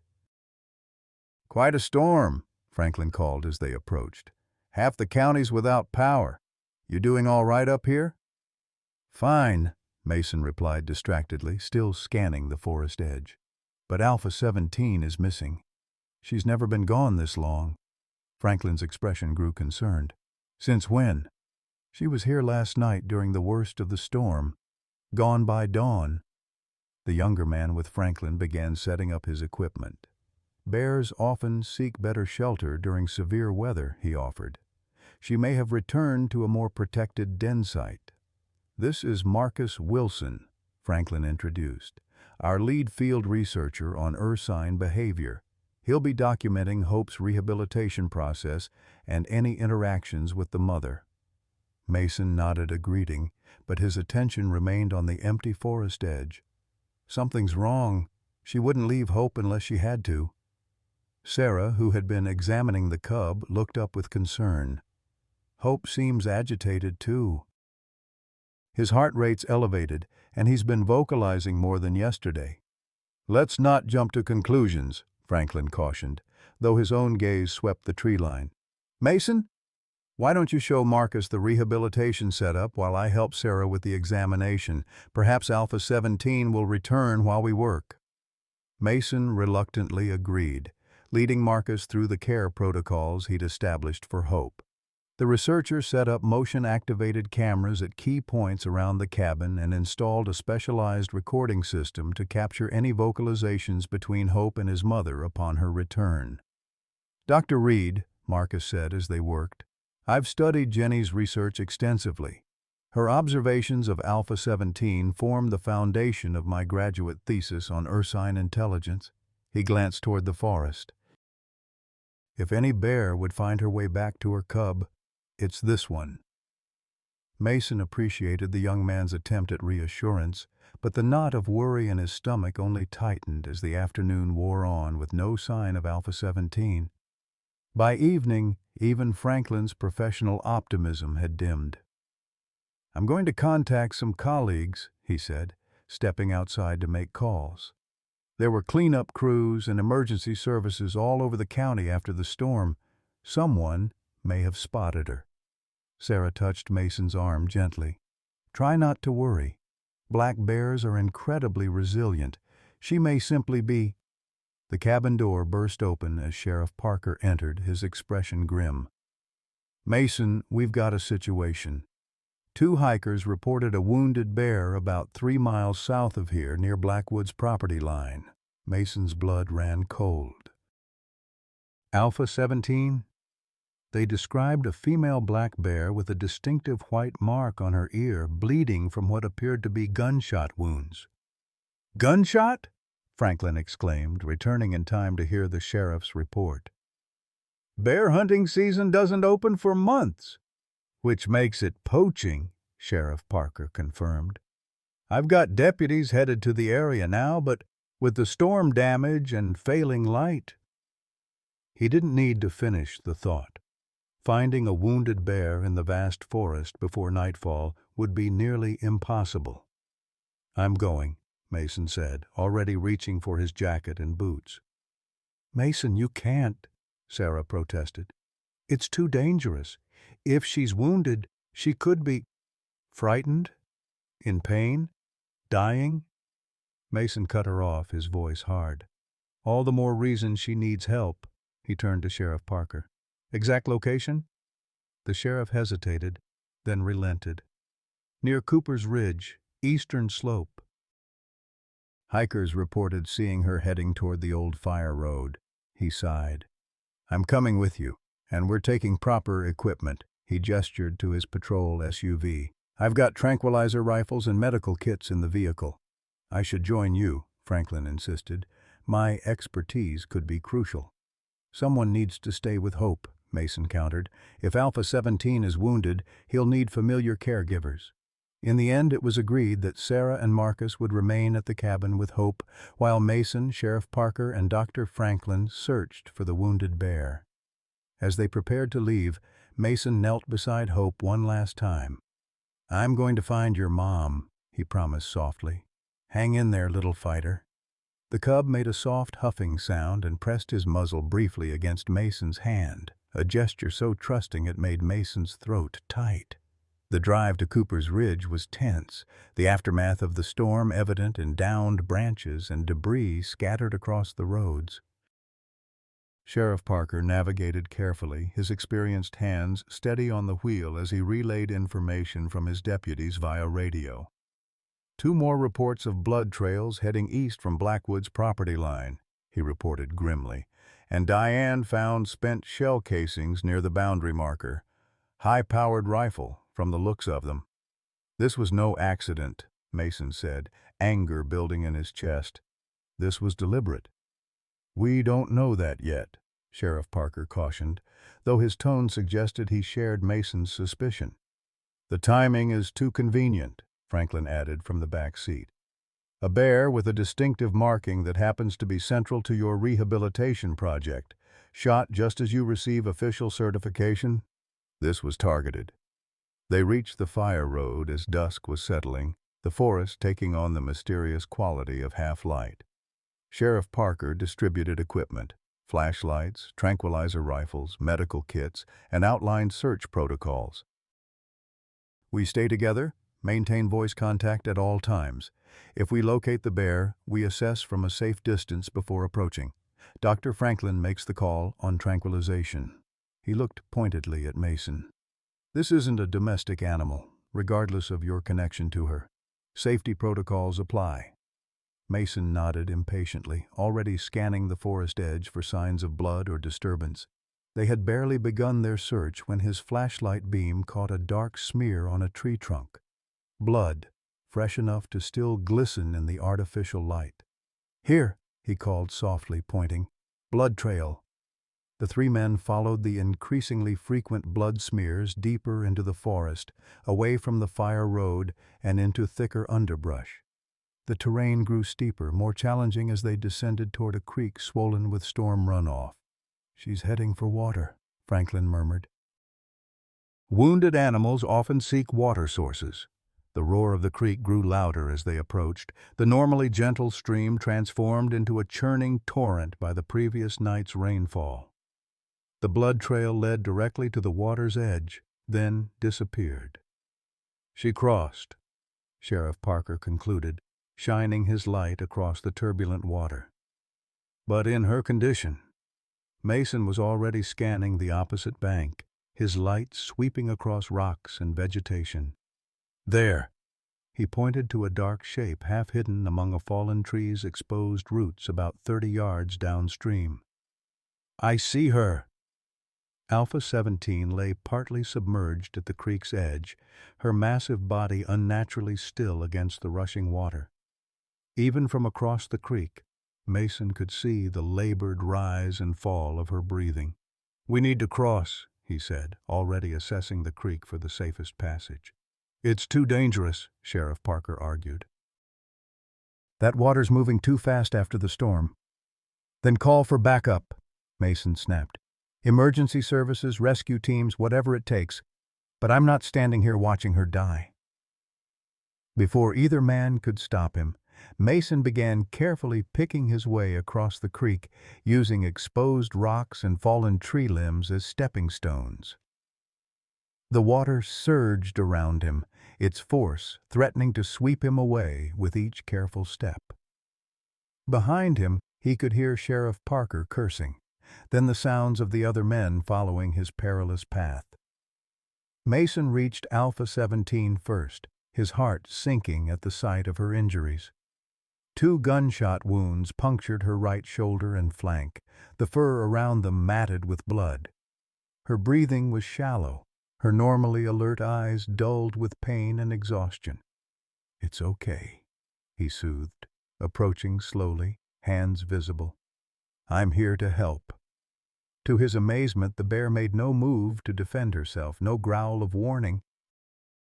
Instead, she lifted her massive head slightly, her gaze fixing on him with what he could only describe as recognition. Doctor Franklin arrived moments later, immediately assessing the wounds with professional detachment. Through and through shoulder wound, but the flank shot is more concerning. possible internal damage. He prepared the tranquilizer rifle. We need to sedate her to treat these properly. As he raised the rifle, a voice rang out from the forest edge above them. I wouldn't do that if I were you. Mason turned to see Everett Blackwood emerging from the trees, a hunting rifle cradled casually in his arms. Behind him, two men Mason recognized from the town meeting stood with their own weapons at the ready. This is a crime scene, Blackwood, Sheriff Parker called, his hand moving toward his service weapon. Put the rifle down. Now. Blackwood smiled, the expression never reaching his cold eyes. Crime scene? I don't see a crime. I see trespassers on private property and a dangerous predator that charged us during a routine patrol. Clear case of self-defense. That's a lie, Mason growled. You deliberately tracked and shot her. Prove it, Blackwood shrugged. Or better yet, step away and let us finish what we started. That bear's been causing problems for years. One less predator in these woods means safer communities. She's a mother with a dependent cub, Franklin argued, protected by state and federal law, even during hunting season. Accidents happen, Blackwood replied coldly. Especially in these mountains, hikers get lost, bears become aggressive, cabins catch fire. His gaze fixed on Mason. Step away from the bear, Reed. This doesn't concern you. Mason stood his ground, positioning himself between Alpha 17 and the armed men. It became my concern when you decided to destroy something for profit. The traps, the fear-mongering, the arson, all to push through your development deal. Blackwood's facade of casual confidence slipped slightly. You don't know what you're talking about. Silver Ridge Developments, Mason continued, encouraged by Blackwood's reaction. Your wilderness consulting contract worth what? $500,000? A small price to eliminate the bear problem that might scare away potential buyers. Sheriff Parker had used the distraction to position himself strategically, his service weapon now drawn. Everett Blackwood, you're under arrest for poaching, criminal trespassing, and reckless endangerment. Lower your weapon now. For a tense moment, Blackwood seemed to consider his options, his finger dangerously close to his rifle's trigger. Then, slowly, his shoulders slumped in resignation. This isn't over, Reed, he said as he carefully placed his rifle on the ground. You think you can save one bear and change anything? Progress is coming to these mountains, whether you like it or not. As Sheriff Parker moved to secure Blackwood and his companions, Dr. Franklin administered the tranquilizer to Alpha 17, his movements gentle and precise. We need to get her stabilized for transport, he told Mason. These wounds need proper treatment, and quickly. Mason knelt beside the bear as the sedative began to take effect, her massive body gradually relaxing as consciousness slipped away. Hang on, he whispered, placing his hand on her broad head in a gesture that would have been unthinkable just days ago. Hope's waiting for you. As Alpha 17's eyes drifted closed, Mason could have sworn he saw in them the same trust he'd observed in her cub's gaze. A fragile, precious bond between species that defied explanation but demanded protection. And in that moment, with his hand resting on the bear that had once watched over his daughter in a darkened forest, Mason Reed made a silent promise to honor that trust, whatever the cost. The makeshift operating space in Mason's cabin bore little resemblance to the pristine veterinary clinic he had once owned. A kitchen table draped with sterile sheets served as an operating table. Battery-powered camping lanterns provided harsh light, and plastic storage containers held medical supplies rushed from Sarah's clinic. Yet despite the improvised conditions, the procedure to remove the bullet from Alpha 17's flank and repair the damage progressed with methodical precision. Sarah worked with focused intensity, her hands steady as she extracted bullet fragments from the sedated bear's massive body. Mason assisted, falling into the familiar rhythm of surgery they had perfected years ago when they had worked together before his retirement. Dr. Franklin monitored the bear's vital signs, while Marcus documented the procedure for research and evidence purposes. Bullet fragmented on impact, Sarah murmured, dropping a jagged piece of metal into a specimen container. Looks like high-velocity hunting ammunition designed to cause maximum internal damage. Her voice held barely controlled anger. He wasn't trying to scare her off, he was shooting to kill. Mason said nothing, concentrating on maintaining the delicate balance of keeping Alpha-17 sedated enough for the procedure, but not so deeply that her breathing became compromised. The bear's size made anesthesia challenging. Too little, and she might wake during surgery. Too much, and she might never wake at all. From his makeshift bed near the fireplace, Hope whimpered periodically, as if sensing his mother's distress despite being unable to see her. Each time Mason spoke softly to reassure him, maintaining the tenuous connection between mother and cub that had brought them all to this moment. Outside, the first hints of dawn colored the sky as Sheriff Parker's deputies secured the perimeter, processing evidence and keeping curious onlookers, alerted by emergency radio chatter, at a safe distance. News of Blackwood's arrest and the dramatic bear rescue had spread through the small community with predictable speed. "Final fragment removed," Sarah announced, her shoulders relaxing slightly. "No major organ damage that I can detect. She's incredibly lucky, or incredibly tough." "Both," Mason replied, carefully adjusting the IV drip that kept Alpha-17 hydrated during the lengthy procedure. "How long until she can be moved?" Sarah and Dr. Sir Franklin exchanged concerned glances. "Moved?" Franklin repeated. "Mason, we can't transport her in this condition. The risk of reopening the wounds or complications from the anesthesia is too great." "She needs specialized care," Mason argued. "A proper wildlife rehabilitation facility with—" "With what?" Sarah interrupted gently. "Equipment we've already brought here? Expertise we already have in this room?" She gestured around the cabin. "Moving her now could kill her, and you know it." Mason fell silent, the weight of responsibility settling more heavily on his shoulders. One bear cub was challenge enough. Now he had a wounded adult black bear recovering from surgery in his living room, with law enforcement outside and a community in uproar. "The certification only covers the cub," he finally said. "I don't have authorization for adult bear rehabilitation." Dr. Franklin was already on his phone. "I'm handling that," he assured Mason. "Given the circumstances, evidence in an active poaching investigation, mother of a cub already under permitted care, we can secure emergency authorization." His expression softened. "Besides, I suspect moving her away from her cub now would significantly reduce her chances of recovery. Bears are remarkably resilient, but they're also deeply emotional creatures." As if to emphasize his point, Alpha-17 stirred slightly under sedation, her massive paw twitching in the direction of Hope's soft whimpers. Even in unconsciousness, the connection between mother and cub remained unbroken. The surgery concluded as morning light filtered through the cabin windows. Alpha-17's wounds were cleaned, sutured, and bandaged, her massive body carefully positioned on a pallet of blankets that took up most of Mason's living room floor. Hope, sensing his mother's presence, had dragged himself to the edge of his own bedding, as close as he could get while still respecting the sterile field around the surgical area. "She'll need to remain sedated for at least 12 more hours," Sarah explained, washing her hands in the kitchen sink. "After that, we'll begin reducing the medication gradually. The transition to consciousness is the most dangerous period. She'll be disoriented, in pain, and potentially aggressive." Mason nodded, exhaustion settling into his bones after the night's events. "I'll need to reconfigure the space, create some kind of protective barrier between us and her when she wakes." "I'll help," Marcus offered.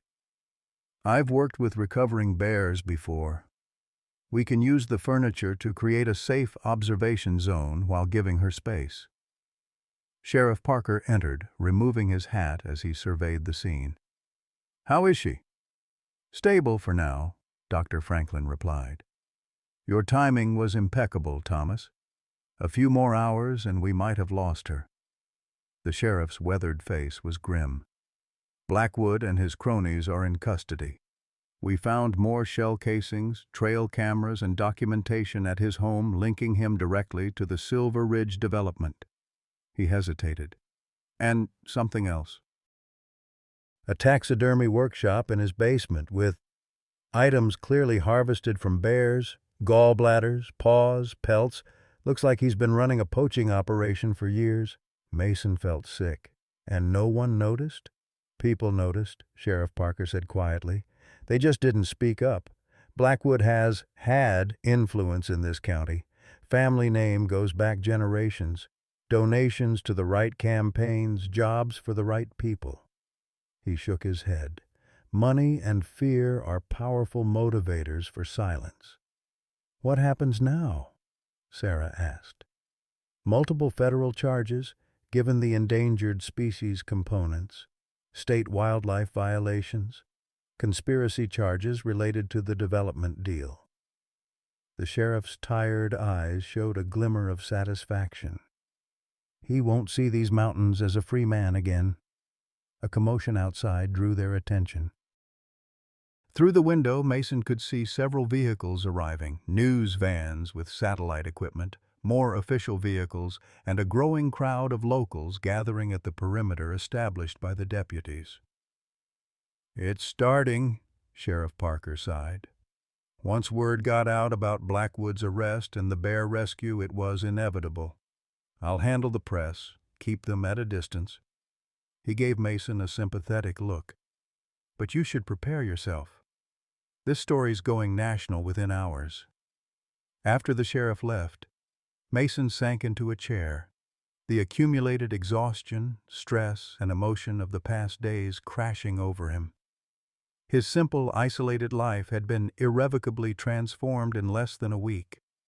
From solitary grieving to the center of a drama involving wounded bears, criminal investigations, and now, public attention. "Get some rest," Sarah urged, touching his shoulder gently. "We'll monitor Alpha 17 and hope." "You need sleep." Mason wanted to protest but found he lacked the energy. He retreated to his bedroom, closing the door on the quiet activity in his living room. Through the window he could see Sheriff Parker addressing a growing media presence, cameras flashing in the morning light. Beyond them, at the forest's edge, a group of local residents had gathered, some with binoculars, others simply standing in silent witness to the unfolding events. Despite his exhaustion, sleep proved elusive. Mason's mind raced with contingency plans, concerns about Alpha 17's recovery, questions about Hope's future, and beneath it all, the strange sense that none of this was accidental. The connection between Jenny's research, Amy's encounter in the forest, and Alpha 17's deliberate choice to bring her injured cub to his doorstep seemed too profound to be mere coincidence.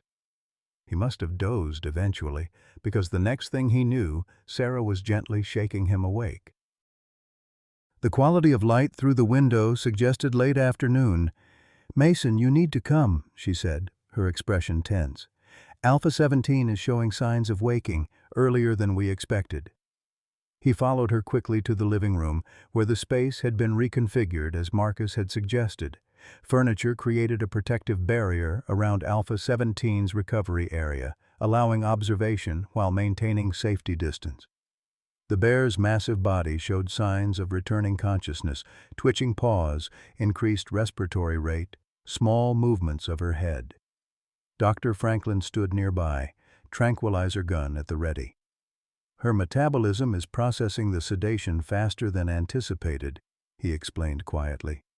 "We need to be prepared for a potentially volatile awakening." Hope, sensing the change in his mother, had become increasingly agitated, making distress calls and attempting to drag himself closer to her. Mason moved to calm him, speaking in the soft, reassuring tone that had become their private language. "Easy, little one," he murmured, gently restraining the cub from injuring himself in his eagerness to reach his mother. "She's coming back to you, but we need to be careful." The tension in the room was palpable as Alpha 17's movements became more purposeful. Her massive head lifted slightly, then dropped back to the blankets. One paw reached outward, claws extending and retracting. A low, rumbling sound emerged from her throat, not quite a growl, more a sound of confusion and discomfort. "Everyone maintain position," Dr. Franklin instructed, his voice barely above a whisper. "No sudden movements." Mason held Hope securely, keeping the squirming cub from harm while ensuring he remained within Alpha 17's potential field of vision when she fully awakened. The next few moments would be critical. A disoriented, wounded bear emerging from sedation in an unfamiliar environment represented extreme danger, regardless of their previous interactions. Alpha 17's eyes opened slowly, unfocused at first, then blinking against the cabin light. Her head raised with more control, massive jaw opening slightly as she tested her surroundings with all senses. The rumbling sound deepened, taking on a more cautious tone. Hope responded immediately, emitting a series of urgent chirps and huffs that captured his mother's attention. Alpha 17's head turned toward the sound, her eyes focusing for the first time since waking. The moment she registered her cub's presence, her demeanor shifted subtly. The rumbling quieted. Her posture, though still guarded, lost some of its tension. "She recognizes him," Marcus whispered, the camera in his hands capturing every moment of the interaction. What happened next astonished even Dr. Franklin, who had spent decades studying bear behavior. Alpha 17, rather than attempting to rise or reach for her cub, deliberately lowered her head back to the blankets and extended one paw in Hope's direction, creating a gesture that seemed unmistakably like an invitation. Mason, trusting an instinct he couldn't name, carefully released his hold on Hope. The cub immediately began dragging himself toward his mother, his injured leg held awkwardly, but his determination unwavering. When he reached Alpha 17's extended paw, he nestled against it, his small body pressed to her much larger one in a reunion that brought unexpected tears to Mason's eyes. "Extraordinary," Dr. Franklin breathed. "She's maintaining complete calm despite the pain and disorientation. She understands she's in a recovery situation." The bear's dark eyes moved from her cub to the humans watching from behind their makeshift barrier. When her gaze met Mason's, he felt again that uncanny sense of recognition, of understanding beyond words. Alpha 17 made no aggressive moves, no attempts to rise or escape. Instead, she simply adjusted her position slightly to better accommodate Hope against her side, wincing visibly at the movement but prioritizing her cub's comfort over her own. "She's choosing to trust us," Sarah said softly. "Even now, even after being shot, she's choosing to trust." The next few hours unfolded with tense vigilance as Alpha 17 continued her recovery. Sarah administered pain medication and antibiotics through methods that minimized direct contact, while Mason ensured both bears had access to water and, in Hope's case, proper nutrition. Throughout it all, Alpha 17 remained remarkably cooperative, as if understanding that these humans were helping, not harming. Outside, the media presence had grown, with national news crews joining local reporters. Sheriff Parker maintained the security perimeter, allowing only authorized personnel near the cabin. Dr. Franklin fielded questions at carefully orchestrated press briefings, explaining the scientific significance of the bear's behavior while emphasizing the illegal nature of Blackwood's actions. By nightfall, a strange new normal had settled over Mason's cabin. Alpha 17 rested on her blanket pallet, Hope nestled securely against her uninjured side. The protective barriers remained in place, though they seemed increasingly unnecessary as the mother bear showed no signs of aggression toward her caretakers. Sarah and Dr. Franklin took shifts monitoring the bear's conditions while Marcus continued his documentation for both research and legal purposes. Mason, exhausted yet unable to fully relax, sat in the kitchen with Sheriff Parker, watching the scene in his living room with a sense of unreality. "If someone had told me a week ago that I'd have 2 bears recovering in my cabin while national news camped outside," Mason said, shaking his head slowly, "I'd have questioned their sanity." Sheriff Parker smiled tiredly. "Life has a way of throwing the unexpected at us." He glanced toward the bears. "Though I'll admit, this is exceptional even by mountain standards." A knock at the back door interrupted their conversation. Deputy Rodriguez entered, removing her hat respectfully. "Sheriff, there's someone here you both need to speak with," she said. "Marcus Wilson, supervisor from the University Wildlife Program, says she has information directly relevant to the case and the bears." The woman who entered behind Rodriguez was tall and slender, with silver-streaked dark hair pulled back in a practical braid, and the weathered complexion of someone who spent most of her life outdoors. Dr. Elaine Lansing, according to the identification she presented, was the current director of the Appalachian Wildlife Behavior Program, the very program Jenny Reed had worked for years earlier. "Dr. Reed," she greeted Mason formally. "I apologize for arriving unannounced, but when I heard about Alpha 17, I knew I needed to speak with you immediately." Her gaze moved to the bears in the living room, her expression softening. "I can hardly believe she's still alive after all these years." "You knew her?" Mason asked. "I worked alongside your wife during the original behavioral studies," Dr. Lansing explained. "Jenny and I tracked Alpha 17 from her first year as an independent female. We documented her exceptional cognitive abilities, her unusual tolerance for human observation." She hesitated. "And another behavior that Jenny found particularly fascinating, her tendency to adopt orphaned cubs." Mason straightened in his chair. "Adopt?" Dr. Lansing nodded. "Over the years we tracked her, Alpha 17 adopted 3 cubs that weren't biologically hers, cubs that had lost their mothers to hunting or other causes, virtually unheard of in wild populations, but she did it repeatedly." She gestured toward Hope. "We've been trying to confirm through DNA testing, but based on timing and physical characteristics, I strongly suspect that cub isn't actually hers by birth." The revelation landed like a physical blow. "Then why would she—" Mason began. "Risk herself to save him? Bring him to you?" Dr. Lansing's eyes held a mixture of scientific curiosity and something deeper, more human. "That's what I came to tell you. Jenny had a theory, one she was still developing when she became ill. She believed Alpha 17's unusual behaviors, the tool use, the problem-solving, the adoption of orphans, weren't just random anomalies. She believed they represented a form of cultural transmission, behaviors learned and passed down within certain bear lineages." "Cultural transmission?" Sheriff Parker repeated skeptically. "Like teaching traditions?" "Precisely," Dr. Lansing confirmed. "Jenny documented Alpha 17 actively teaching her cubs and adopted orphans specific skills: how to access difficult food sources, how to use objects as tools, and most remarkably, which humans could be trusted and which should be avoided." Mason felt a chill run through him. "And she trusted me because you smelled like Jenny," Dr. Lansing said simply. "Bears have extraordinary olfactory memory. Alpha 17 associated your wife with safety and assistance. That association likely transferred to you in this location." She paused. "There's something else you should know. After Jenny's death, we found additional research notes she hadn't yet published.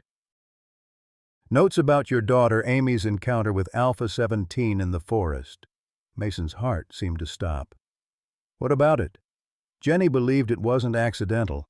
Based on tracking data and behavioral patterns, she suspected Alpha 17 deliberately guided Amy back toward the trail when she became lost." Dr. Lansing's voice softened. "Jenny believed Alpha 17 recognized Amy as her cub. By scent. By association. The implications were staggering." Mason looked toward the living room, where the bear who had once led his daughter to safety now rested with an adopted cub pressed against her side. The connections between them all, Jenny, Amy, Alpha 17, Hope, suddenly seemed both impossibly complex and extraordinarily simple. "Why didn't Jenny ever tell me?" he asked, his voice barely audible. Dr. Lansing's expression was compassionate. She was gathering more evidence, preparing a comprehensive paper.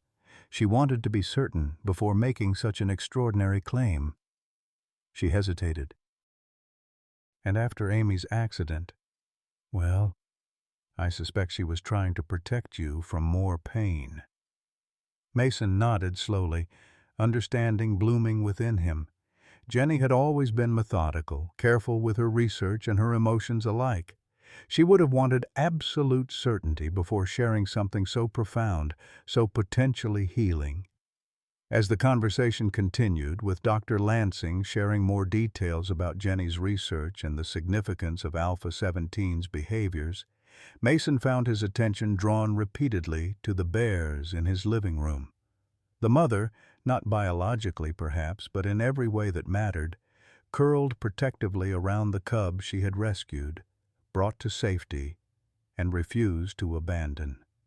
In their silent presence, Mason felt the weight of grief he'd carried for 3 years begin to shift, not lessening exactly, but transforming into something that left room for other emotions: wonder, purpose, even tentative hope. Later that night, after dusk, Lansing had departed with promises of returning with Jenny's complete research files. Mason sat alone by the wood stove, watching the bears sleep. Sarah and Dr. Franklin had finally succumbed to exhaustion themselves, retiring to the guest room and a cot in Mason's study respectively. The cabin was quiet, save for the gentle pop of burning wood and the soft, rhythmic breathing of the bears. In the firelight's glow, Mason opened Jenny's journal once more, turning to an entry he'd discovered earlier that day. "There is a wisdom in these mountains older than science, older than our human understanding. Perhaps what we call instinct in these remarkable creatures is something more profound, a way of knowing, of connecting, that we have forgotten in our rush to separate ourselves from the natural world. Alpha 17 has shown me that the boundaries between species may be more permeable than we imagine, that care and recognition can transcend the limitations we believe divide us from wild things. If we have the courage to see it, to accept it, these connections might heal wounds we didn't even know we carried." As Mason closed the journal, Alpha 17's eyes opened briefly, meeting his across the room with that same unfathomable intelligence. In her gaze, Mason found neither wild animal nor domesticated pet, but something else entirely: a fellow traveler through grief and healing, a being making her own choices based on her own understanding of the world.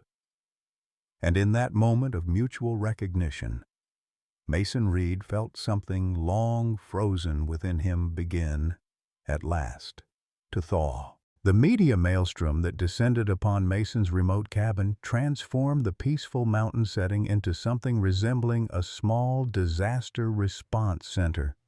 News vans lined the gravel access road, satellite dishes pointed skyward among the trees, and a steady stream of wildlife officials, researchers, and law enforcement personnel moved in and out of the security perimeter established by Sheriff Parker's deputies. The story of the mother bear who brought her injured cub to a former veterinarian's doorstep had captured national attention, particularly after Blackwood's arrest and the discovery of his poaching operation. Mason stood at his kitchen window, watching a CNN correspondent deliver a live report from the edge of his property, her perfectly coiffed hair incongruous against the rugged mountain backdrop. Behind her, a graphic displayed a stylized image of a bear and cub with the dramatic caption, "Mother's Courage, the remarkable bond between bears and the man who saved them." They're calling you the Bear Whisperer now, Sarah said, joining him at the window with 2 mugs of coffee. The morning shows all want interviews. Mason accepted the coffee with a grimace. I haven't whispered anything. I'm just trying to keep 2 injured bears alive and everyone else from getting hurt in the process. Sarah smiled at his discomfort with the attention. Well, whatever you're doing, it's working. Alpha 17's wound sites are healing beautifully, and Hope's leg has begun showing signs of proper callus formation. She nodded toward the living room where the bears rested. And somehow you've managed to create a situation where a wild black bear is peacefully recovering in your living room without trying to maul anyone. That's pretty remarkable, whether you want the title or not. 5 days had passed since Alpha 17's surgery. The mother bear's recovery had progressed steadily, her wounds healing without infection and her strength gradually returning. The protective barriers remained in place, but had become largely symbolic. Alpha 17 had shown no aggression toward the humans who entered her space to provide care, food, and treatment. Hope, meanwhile, had blossomed in his mother's presence. His injured leg continued to heal, and with Alpha 17's gentle encouragement, he had begun attempting to place weight on it during brief, supervised physical therapy sessions. The bond between mother and cub had only deepened during their shared recovery, with Alpha 17 demonstrating remarkable patience as she guided Hope through rehabilitation exercises that Dr. Franklin swore the bear had invented herself. A knock at the door announced Dr. Lansing's arrival. The wildlife researcher had become a regular presence, dividing her time between documenting the bear's behavior and helping Mason piece together the full story of Jenny's research. "Good morning," she greeted them, setting her ever-present laptop on the kitchen table. "I've brought something I think you'll want to see." She opened the computer, navigating to a video file. This was recovered from Jenny's research archives. It's footage from a trail camera dated April 15, 2017. Mason's breath caught. The date of Amy's encounter in the forest.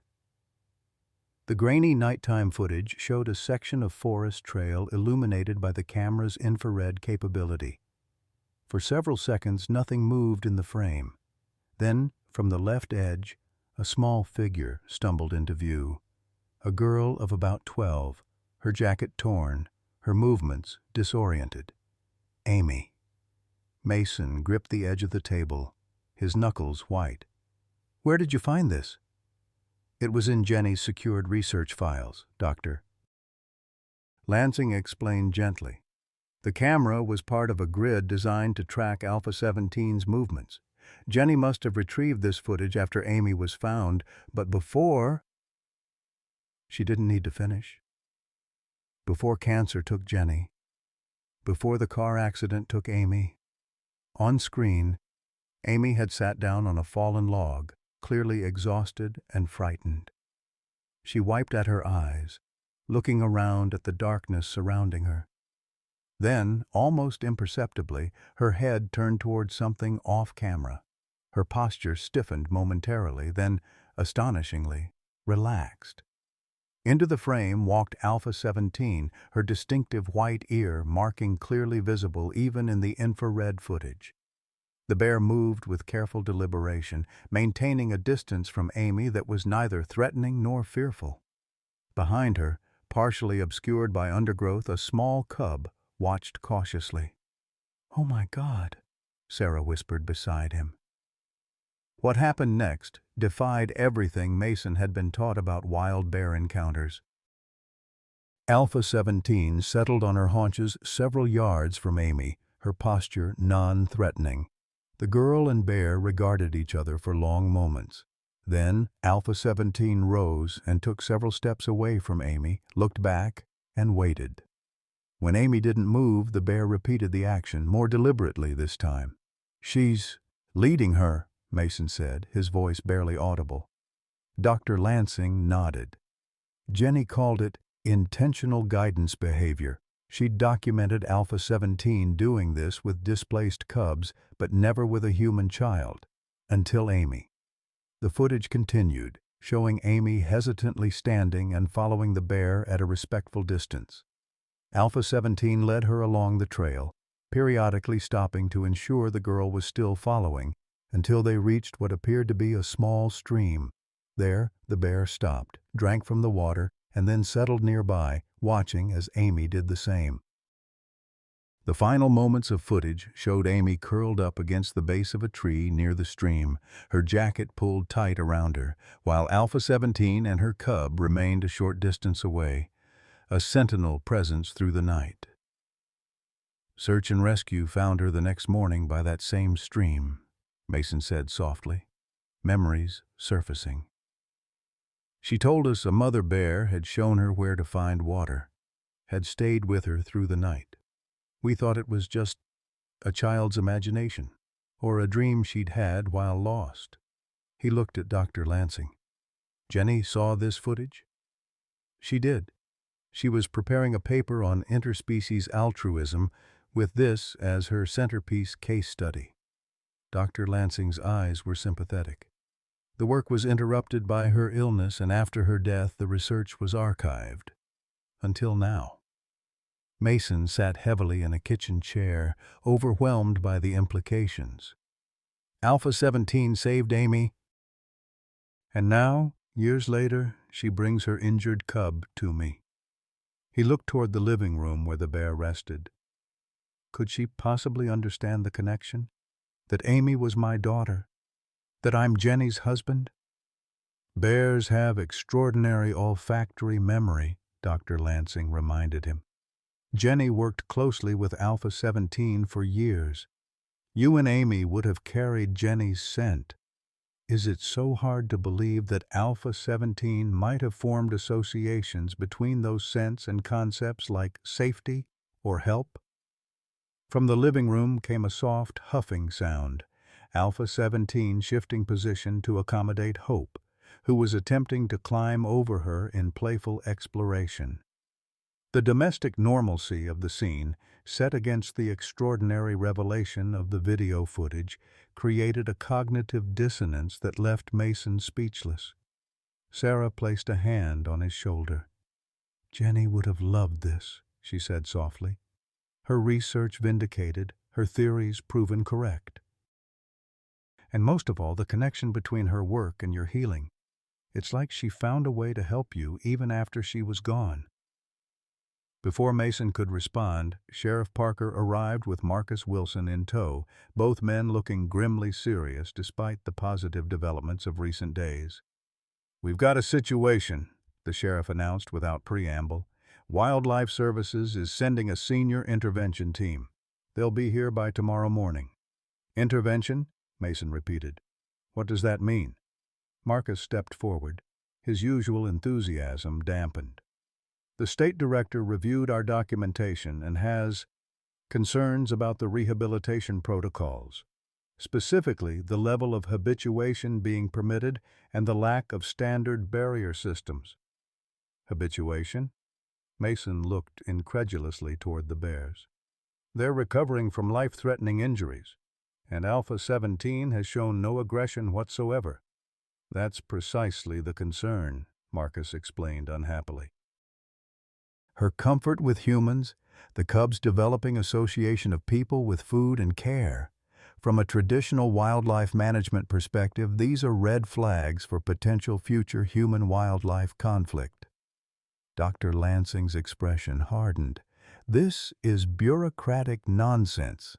We have unprecedented documentation of natural bear behavior that challenges outdated management assumptions.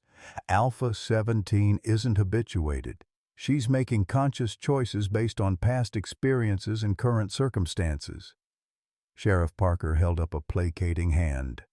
I understand your frustration, but the reality is that federal and state wildlife authorities have jurisdiction here. They can, and likely will, remove both bears to a state facility for the remainder of their rehabilitation. And then what? Mason demanded, a cold dread settling in his stomach. What happens to them after rehabilitation? The silence that followed provided answer enough. Standard protocol for bears showing habituation behaviors includes relocation to remote areas, Marcus finally said, his voice carefully neutral. But in cases where habituation is deemed irreversible, or the animal is considered non-releasable due to injury, he couldn't finish the sentence. Euthanasia, Dr. Lansing completed bluntly. They'll kill them rather than admit their management paradigm might be flawed. That's not certain, Sheriff Parker cautioned. The media attention provides some protection. Public opinion is overwhelmingly supportive of the bears, but not enough to overrule entrenched bureaucracy, Dr. Lansing countered bitterly. Mason moved to the living room doorway, watching Alpha 17 and Hope. The mother bear met his gaze with that now familiar intelligent awareness, as if sensing the shift in the human's emotional state. Hope, oblivious to the threat, continued his determined attempts at mobility, his splinted leg showing more strength each day. "When exactly will they arrive?" Mason asked, his voice unnaturally calm. 0800 tomorrow, Sheriff Parker replied. 4-person team led by Regional Director Marcus Hargrove. Then we have until then to change their minds. Mason turned back to the group. Dr. Lansing, compile everything we have on Alpha 17's cognitive abilities, adoption behaviors, and historical interactions with humans. Sarah, prepare a complete medical evaluation demonstrating their recovery progress and the risks of transport.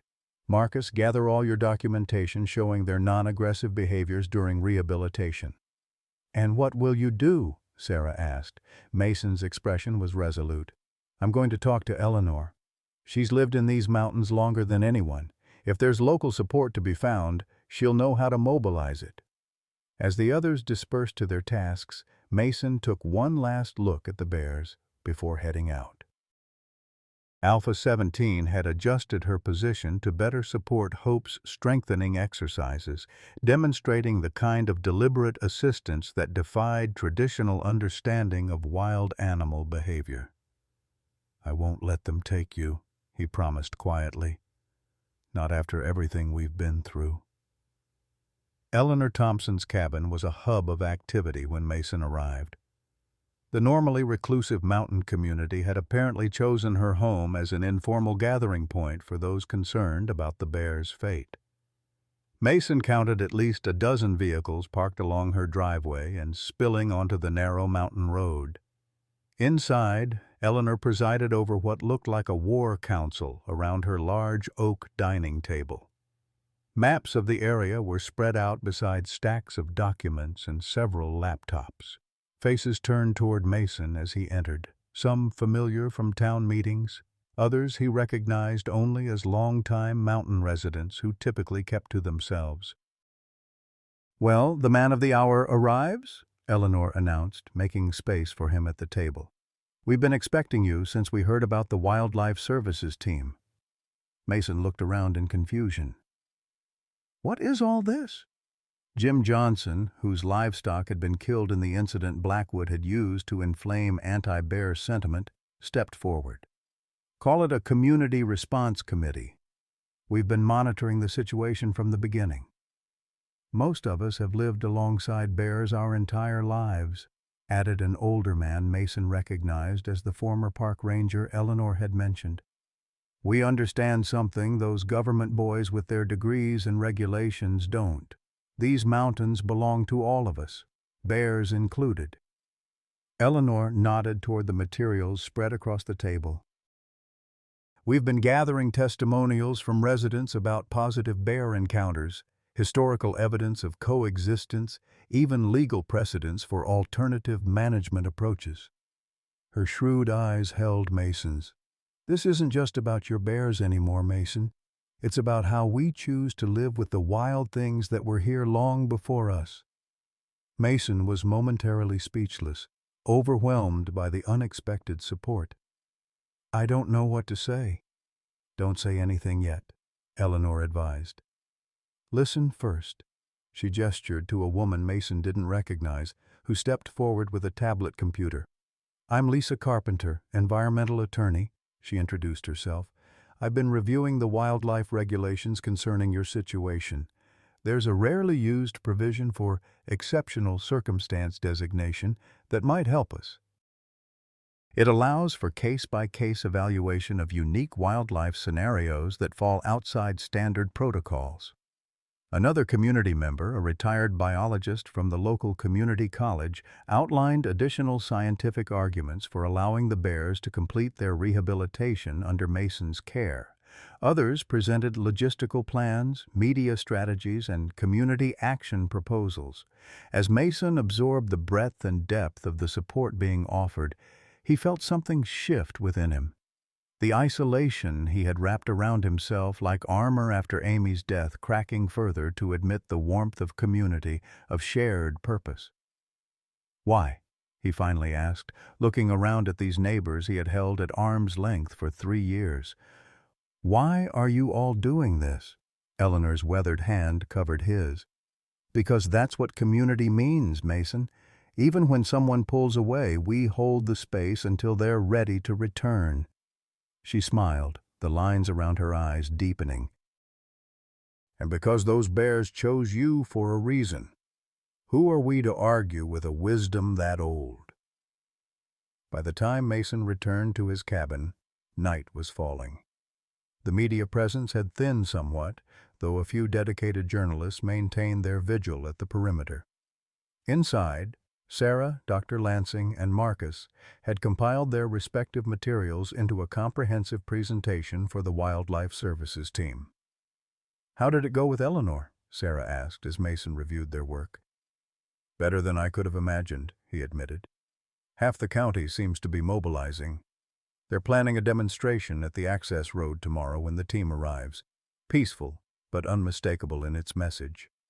Dr. Lansing looked up from her laptop. "I've been in contact with colleagues at 4 major universities. They're sending letters of support for our alternative rehabilitation approach, emphasizing the research value and precedent-setting nature of the case." Mason nodded, grateful but still troubled. "Will it be enough? These agencies can be remarkably resistant to public pressure when it comes to protocol violations." "There's something else," Marcus said hesitantly. "Something I haven't shared yet because, well, it seemed too personal."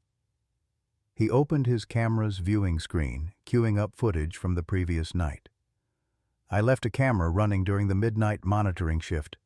This happened around 2 a.m. when everyone was asleep."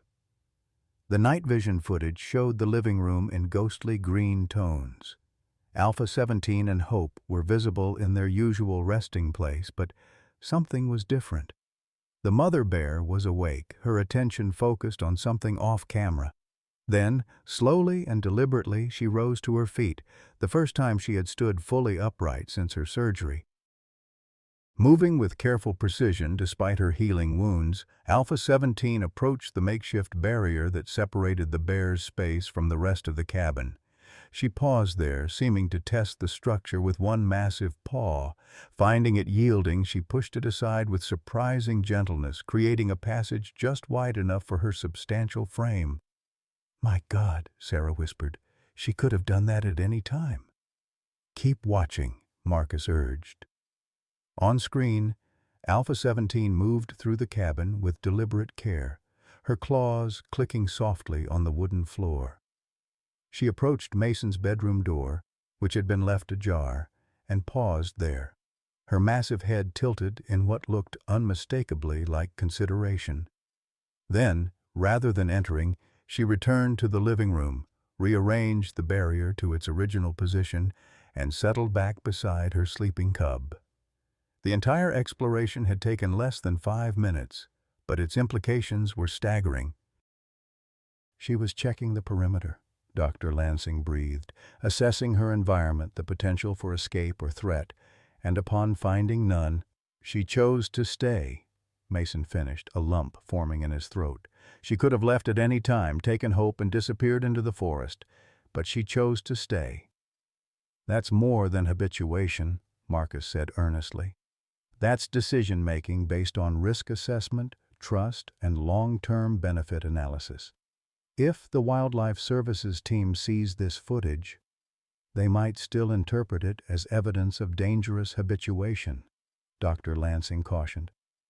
Depending on their perspective, this could help our case or harm it. Mason watched the footage again, focusing on the careful, deliberate way Alpha 17 had moved through his home, not as a trapped wild animal seeking escape, but as a conscious being making choices based on understanding and trust. Show them, he decided firmly. Show them everything. If they can watch this and still see only a dangerous wild animal that needs to be controlled or eliminated, then they're not seeing clearly at all. The night passed in tense preparation. Mason checked on the bears periodically, hyper-aware now of Alpha 17's capacity to overcome the barriers if she chose. Each time, she acknowledged his presence with the same calm awareness, making no move to demonstrate her newfound mobility. Hope, picking up on the tension in the cabin, remained unusually subdued, staying close to his mother's protective presence. Shortly before dawn, Mason stepped onto his porch for a moment of quiet before the coming confrontation. The eastern sky was just beginning to lighten, the mountains silhouetted against the gradual brightening. In the valley below, he could see vehicles moving along the access road, the Wildlife Services team arriving early, perhaps hoping to avoid the community demonstration Eleanor had organized. Behind him, the cabin door opened. Sarah joined him, offering a steaming mug of coffee. "Whatever happens today," she said quietly, "you've already accomplished something remarkable. Hope would have died without you. Alpha 17 would have bled out in that creek." She paused, her expression softening. "And you, Mason, you've come back to life too." Mason considered her words, realizing their truth. The wall he had built around his grief had crumbled, stone by stone. With each day of caring for these bears, of reconnecting with his community, of rediscovering purpose beyond his loss. "Jenny would have loved this," he said softly, echoing Sarah's earlier comment. Not just the bears and the research, but seeing people come together to protect something vulnerable, something important. Sarah's hand found his, a gesture of solidarity and perhaps something more. "She's seeing it," she said simply. "Through you." As the sun crested the eastern mountains, illuminating the valley in golden light, Mason took a deep breath and straightened his shoulders. Below, the Wildlife Services vehicles had reached the final approach to his property, where they were met by an unexpected sight. Dozens of community members lining the access road, holding hand-lettered signs bearing messages of support for the bears and for Mason. "Time to face the music," he said, turning back toward the door. Inside, Alpha 17 was awake, her dark eyes following Mason as he entered. Beside her, Hope stirred, sensing the change in atmosphere. Mason knelt at the edge of their space, maintaining a respectful distance while establishing eye contact with the mother bear. "They're coming for you," he said softly, knowing she couldn't understand his words but believing somehow that she comprehended his intent. "But I made you a promise and I intend to keep it." Alpha 17 huffed softly, her massive head tilting slightly as if in consideration. Then, with deliberate movement that belied her injured state, she rose to her feet and approached the barrier, pushing it aside just as she had in Marcus's footage. Sarah gasped behind him, but Mason remained still, trusting in the understanding that had developed between them. Alpha 17 stopped directly before him, her enormous presence filling the space between them.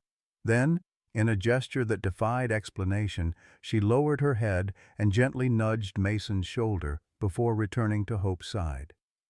"Did she just—" Sarah began, her scientific skepticism momentarily suspended. "Say thank you, express trust, offer encouragement." Mason shook his head in wonder. "I don't know, but I intend to find out." Outside, vehicle doors slammed as the Wildlife Services team arrived.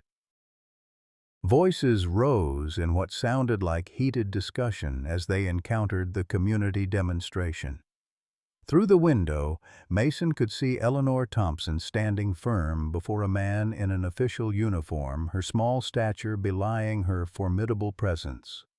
Dr. Lansing and Marcus joined them in the living room, documentation in hand, ready to present their case for the bear's continued rehabilitation under Mason's care. "Whatever happens," Dr. Lansing said, her eyes on Alpha 17, "Jenny's research will continue. The world will know what she discovered about these remarkable creatures." As footsteps approached the cabin door, Mason took his position between the bears and whatever authority had come to claim them. In that moment, with Alpha 17's knowing gaze upon him and Hope's future hanging in the balance, Mason Reed found himself standing not just for two injured bears, but for a vision of coexistence his wife had glimpsed years before, a recognition that the boundaries between human and wild were more permeable, more beautiful, and more healing than anyone had dared imagine. The door opened, and the next chapter of their remarkable journey began. Regional Director Marcus Hargrove was not what Mason had expected. Rather than the stern bureaucrat he had imagined, Hargrove was a thoughtful-looking man in his mid-60s with salt and pepper hair, and the weathered complexion of someone who had spent decades in the field before accepting an administrative position. His eyes, behind wire-rimmed glasses, held a careful neutrality as he took in the scene before him. Two bears in a living room, a former veterinarian standing protectively nearby, and a collection of researchers armed with documentation. "Dr. Reed," Hargrove greeted him with a firm handshake. "I've read a great deal about you in the past 48 hours. His gaze moved to Alpha 17 and Hope. "And even more about your patients." Behind Hargrove stood three other Wildlife Services personnel, a veterinarian, a bear management specialist, and a legal compliance officer, according to the introductions. All maintained a professional distance, though Mason noted their expressions of poorly concealed amazement at the sight of Alpha 17 calmly observing them from her position near Hope. "Before we begin the formal assessment," Hargrove continued, "I'd like to speak with you privately, Dr. Reed." Mason hesitated, glancing at Sarah and Dr. Lansing. "It's standard procedure," Hargrove assured him. "Just a few questions about your experience and intentions." Reluctantly, Mason led Hargrove to the kitchen, while the rest of the Wildlife Services team began their evaluation of the bears under the watchful eyes of Sarah, Dr. Lansing, and Marcus. Through the doorway, Mason could see the agency veterinarian reviewing Sarah's medical records, while the bear specialist examined the rehabilitation setup with obvious skepticism. "I'll be direct, Dr. Reed," Hargrove said once they were seated at the kitchen table. "This situation presents us with a significant dilemma. Our protocols exist for good reasons: safety of the public, welfare of the animals, and maintenance of natural behaviors necessary for survival in the wild." He removed his glasses, polishing them thoughtfully. "Yet the circumstances here are unprecedented." "You've reviewed our documentation?" Mason asked. "Thoroughly. Dr. Lansing's research summary, the medical reports, the behavioral observations." Hargrove replaced his glasses. "I also received 17 personal calls from wildlife researchers at various universities, 3 from state legislators, and one rather memorable conversation with Eleanor Thompson, who I understand once chased off a would-be developer with a shotgun loaded with rock salt." Despite the tension, Mason smiled. "That sounds like Eleanor." "Indeed." Hargrove's expression remained neutral. "I've also reviewed your wife's original research on Alpha 17, including the footage of your daughter's encounter in the forest."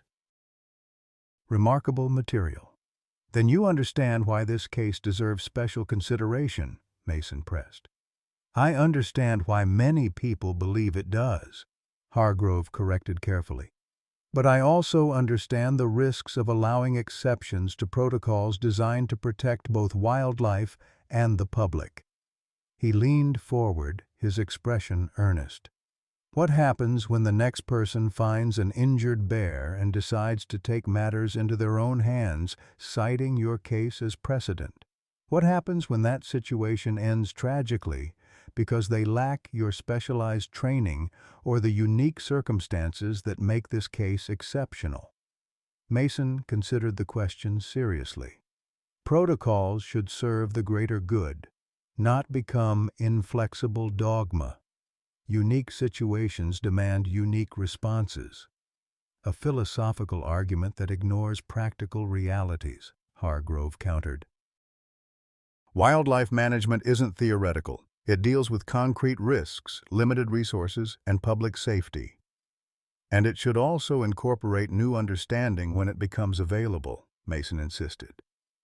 My wife's research, supported by what we're seeing now, suggests that certain bears, perhaps many bears, possess cognitive abilities and decision-making capacity far beyond what current management protocols acknowledge. Hargrove studied him for a long moment. "You genuinely believe Alpha 17 has been making conscious choices throughout this process? That she deliberately sought human assistance, selected your cabin specifically, and has chosen to remain during recovery despite having opportunities to leave?" "I do." "Based on what evidence?" "You've seen the footage," Mason replied. "Her ability to bypass the barriers but choose not to. Her careful movements through the cabin without aggression or panic. Her history of seeking human assistance for injured cubs. The pattern is clear and consistent. Or its anthropomorphization, attributing human motives and reasoning to animal behaviors that have simpler explanations." Hargrove's tone remained neutral, neither accepting nor dismissing Mason's interpretation. Habituation, reduced fear response due to injury, opportunistic use of available resources. From the living room came the sound of Hope's distinctive chirp, followed by a gentle huffing response from Alpha 17. Both men turned to see the cub attempting to stand fully on his healing leg, his mother providing support with her massive body as he wobbled, gained balance, and took 2 halting steps before sitting down again. "Physical therapy," Mason said quietly.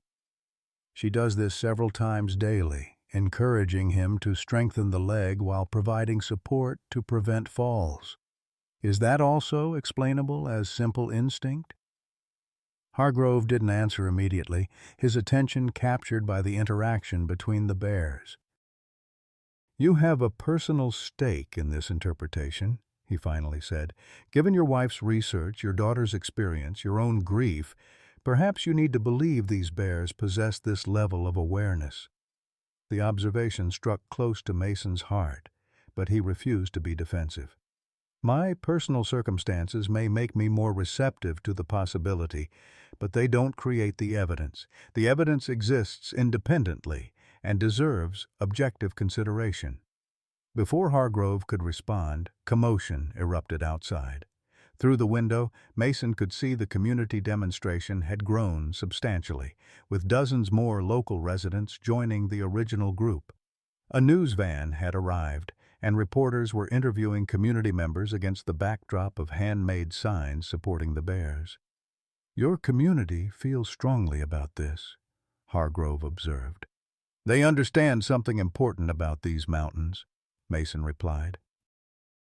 "That coexistence isn't just possible, it's necessary.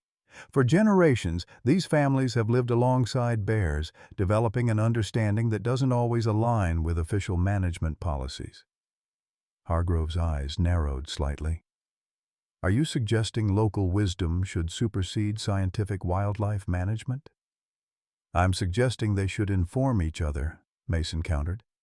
"The best science incorporates observation, experience, and openness to challenging established assumptions when new evidence emerges."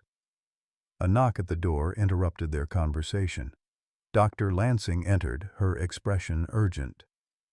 "You need to see this," she said, holding up her tablet. "We just received confirmation from the genetic testing lab." Hargrove raised an eyebrow. "Genetic testing?" "DNA analysis of both bears," Dr. Lansing explained, handing the tablet to Mason. "Confirmation of what we suspected. Hope is not Alpha 17's biological cub. Their genetic markers show no direct relation." Mason scanned the report, its technical language confirming what Dr. Lansing had theorized days earlier. "She adopted him," he said, looking up at Hargrove. "Just as she adopted orphaned cubs in the past.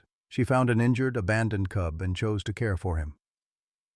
And when he was injured beyond her ability to heal," Dr. Lansing added, "she brought him to the one place she associated with human assistance, this cabin where she had detected Jenny's scent on Mason."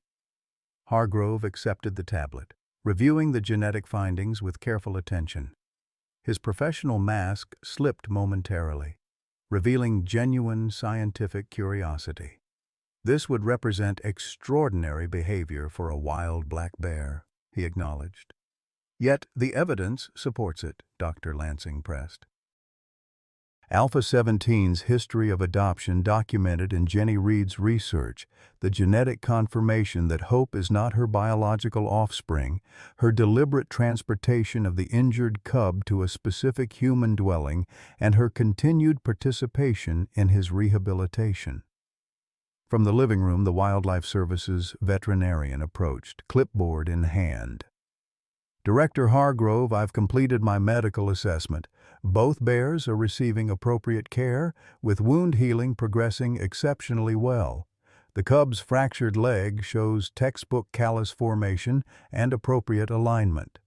The bear management specialist joined them, his initial skepticism now tempered with professional interest.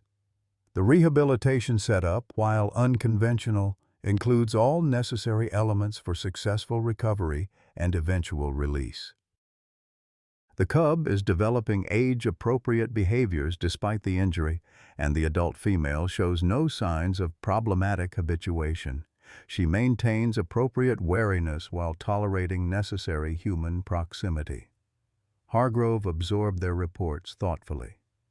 "And your assessment of release prospects?"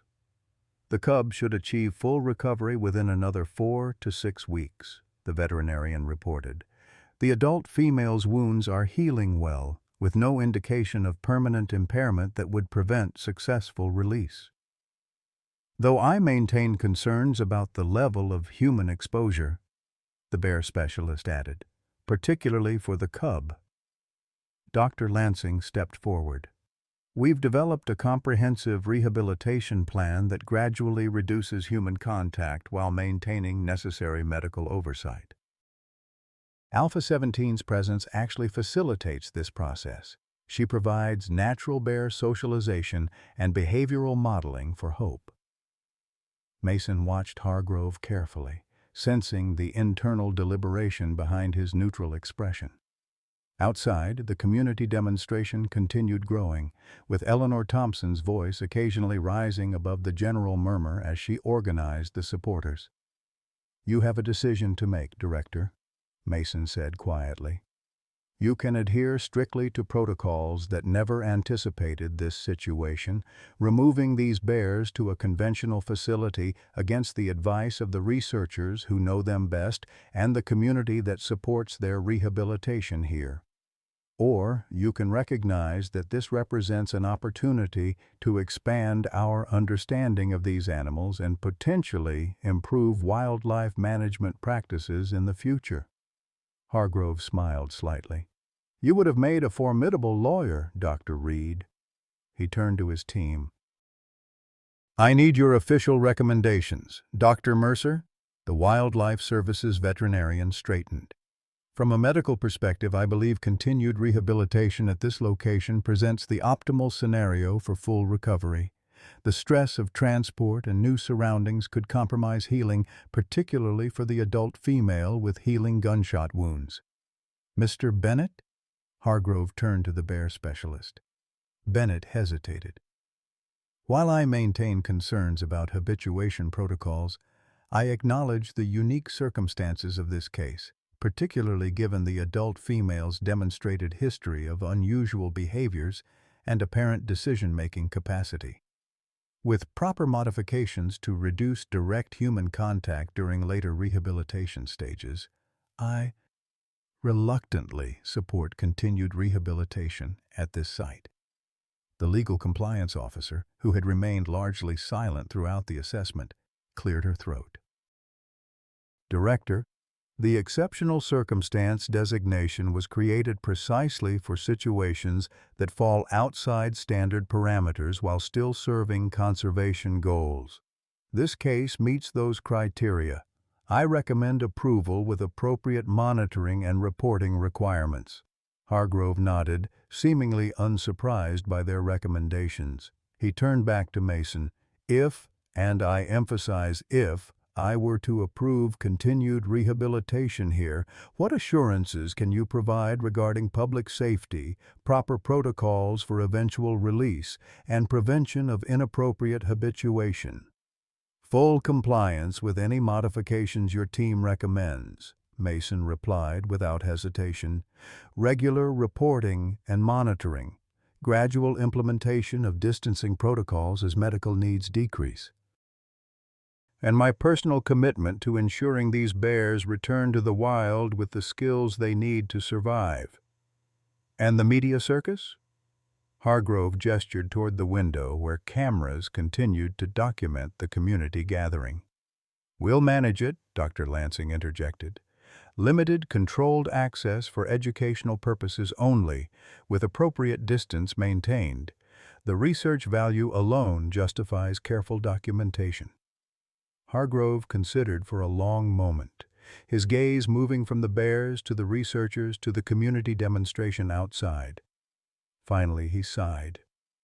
Against my better bureaucratic judgment, I'm approving the exceptional circumstance designation for continued on-site rehabilitation under modified protocols. He held up a hand to forestall celebration. With conditions, weekly inspections by our staff, implementation of progressive distancing protocols beginning immediately, controlled, limited media access, and a clear understanding that release remains the non-negotiable end goal. The relief that swept through Mason was so profound it left him momentarily speechless. Dr. Lansing had no such constraint, immediately launching into expressions of gratitude and assurances of compliance. Sarah caught Mason's eye from across the room, her smile reflecting his own sense of vindication and hope. As the Wildlife Services team began outlining specific protocol modifications with Dr. Lansing and Marcus, Mason moved to the living room doorway, watching Alpha 17 and Hope. The mother bear met his gaze with that now familiar, intelligent awareness, and Mason could have sworn he saw understanding in her dark eyes. "They're letting you stay," he said softly. "We've got more work to do, but you're staying here until you're both ready to return to the forest." Alpha 17 huffed gently, shifting her position to better support Hope as he made another attempt at walking on his healing leg. The cub managed 3 steps this time before settling back against his adoptive mother, his progress small but significant. When the Wildlife Services team finally departed, after hours of detailed planning and protocol development, Mason stepped onto his porch to find Eleanor Thompson waiting, a knowing smile on her weathered face. "I told you those bears chose you for a reason," she said without preamble. "Some things are just meant to be, whether government officials approve or not." Mason smiled, feeling lighter than he had in years. "Thank you, Eleanor, for everything. The community support made a difference." "People around here understand something city folk sometimes forget," she replied, gazing out at the mountains surrounding them. "We're all just passing through these hills. The land, the animals, they were here long before us, and will remain long after." Her shrewd eyes fixed on Mason. "Loss teaches us that if we're willing to learn—" "Sounds like you finally have." Inside, Sarah was organizing the new rehabilitation supplies provided by the Wildlife Services team. Dr. Lansing and Marcus had departed to prepare their research documentation, promising to return the following day to begin implementing the modified protocols. "So," Sarah said, as Mason joined her, "bear rehabilitation specialist. That's quite a career change from reclusive cabin dweller." "Temporary specialist," Mason corrected, though without conviction. "Just until they're ready for release." Sarah's knowing smile suggested she saw through his attempt at distance. "Of course." "And after that?" The question hung between them, carrying more weight than its simple words suggested. "After that, after Hope was strong enough to return to the wild, after Alpha 17 led her adopted cub back into the forest that was their true home, after this unexpected chapter closed, what then for Mason Reed?" "I don't know," he admitted honestly. "For so long, there was only before and after. Before I lost them, after I lost them. Nothing else seemed to matter." He glanced toward the living room where the bears rested. "Now I'm beginning to think there might be a new chapter, something I couldn't have imagined." "Jenny would want that for you," Sarah said gently. "A new chapter, not replacing what was lost, but building something meaningful from what remains." Mason nodded, feeling the truth of her words. "One day at a time," he said, "starting with getting these two back where they belong." The rehabilitation process evolved over the following weeks as Hope's strength returned and Alpha 17's wounds healed completely. True to his word, Mason implemented the distancing protocols with meticulous care, gradually reducing direct human contact while maintaining necessary medical oversight. A specialized outdoor rehabilitation enclosure was constructed at the forest edge of his property, allowing the bears to transition from the cabin to a more natural setting while still receiving required care. Throughout it all, Alpha 17 continued to demonstrate behaviors that challenged conventional understanding of bear cognition. She actively participated in Hope's physical therapy, creating increasingly complex games that encouraged him to use his healing leg. She taught him to forage for natural foods introduced into their enclosure, demonstrating techniques for accessing difficult items. Most remarkably, she maintained her distinction between necessary human presence and inappropriate habituation, accepting medical treatment while discouraging Hope from seeking human attention beyond what was required for his care. The media attention gradually diminished as the novelty of the story faded, though regular updates continued to draw interest from wildlife advocates and researchers. Blackwood's case proceeded through the legal system, with multiple federal charges ensuring he would face significant consequences for his poaching operation and environmental crimes. The Silver Ridge Development Project was indefinitely suspended pending environmental impact reassessments, a small but significant victory for conservation in the region. 6 weeks after the Wildlife Service's inspection, Mason stood with Sarah at the edge of the rehabilitation enclosure, watching Hope race awkwardly but enthusiastically after a butterfly, his once broken leg now supporting his weight with only a slight limp.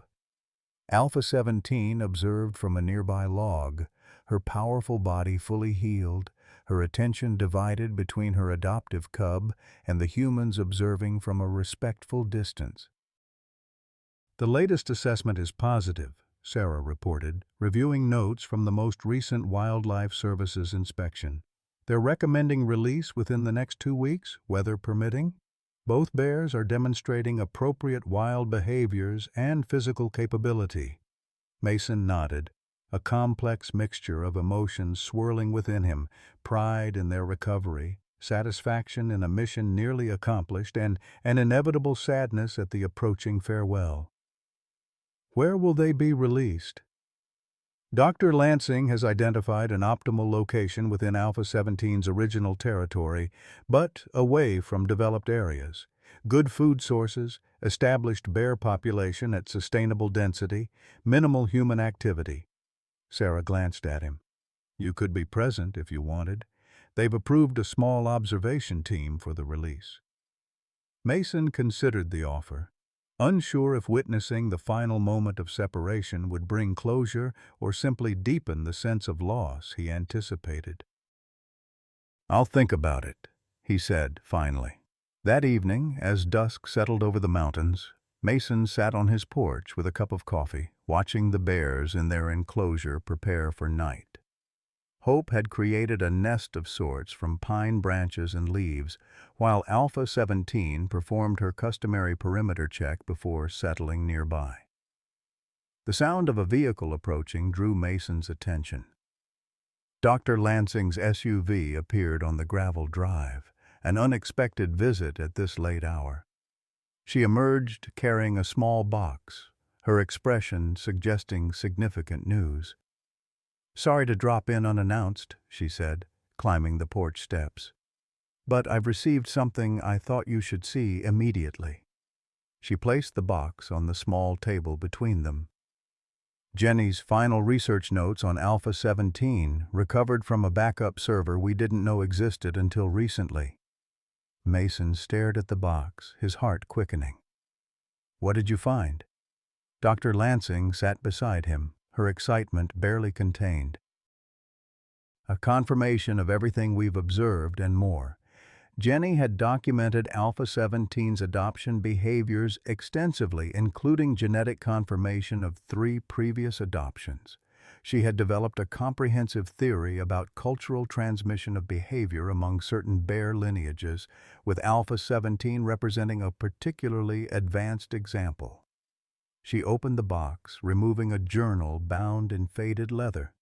But most importantly, she had begun correlating Alpha 17's territory with historical Cherokee accounts of a particular lineage of bears they believed carried ancestral memories and wisdom beyond ordinary animals. Mason accepted the journal with reverent hands, recognizing Jenny's handwriting on the pages. She was connecting scientific observation with indigenous knowledge. Precisely. She believed the Cherokee accounts weren't merely symbolic or mythological, but represented generations of actual observation of unusual bear behaviors in this specific region. Dr. Lansing's eyes shone with academic excitement. If she's right, if what we're seeing with Alpha 17 represents a learned cultural tradition passed down through generations of bears in this area, it revolutionizes our understanding of wildlife cognition and management. As Mason began to read Jenny's notes, a soft, huffing sound drew their attention to the enclosure.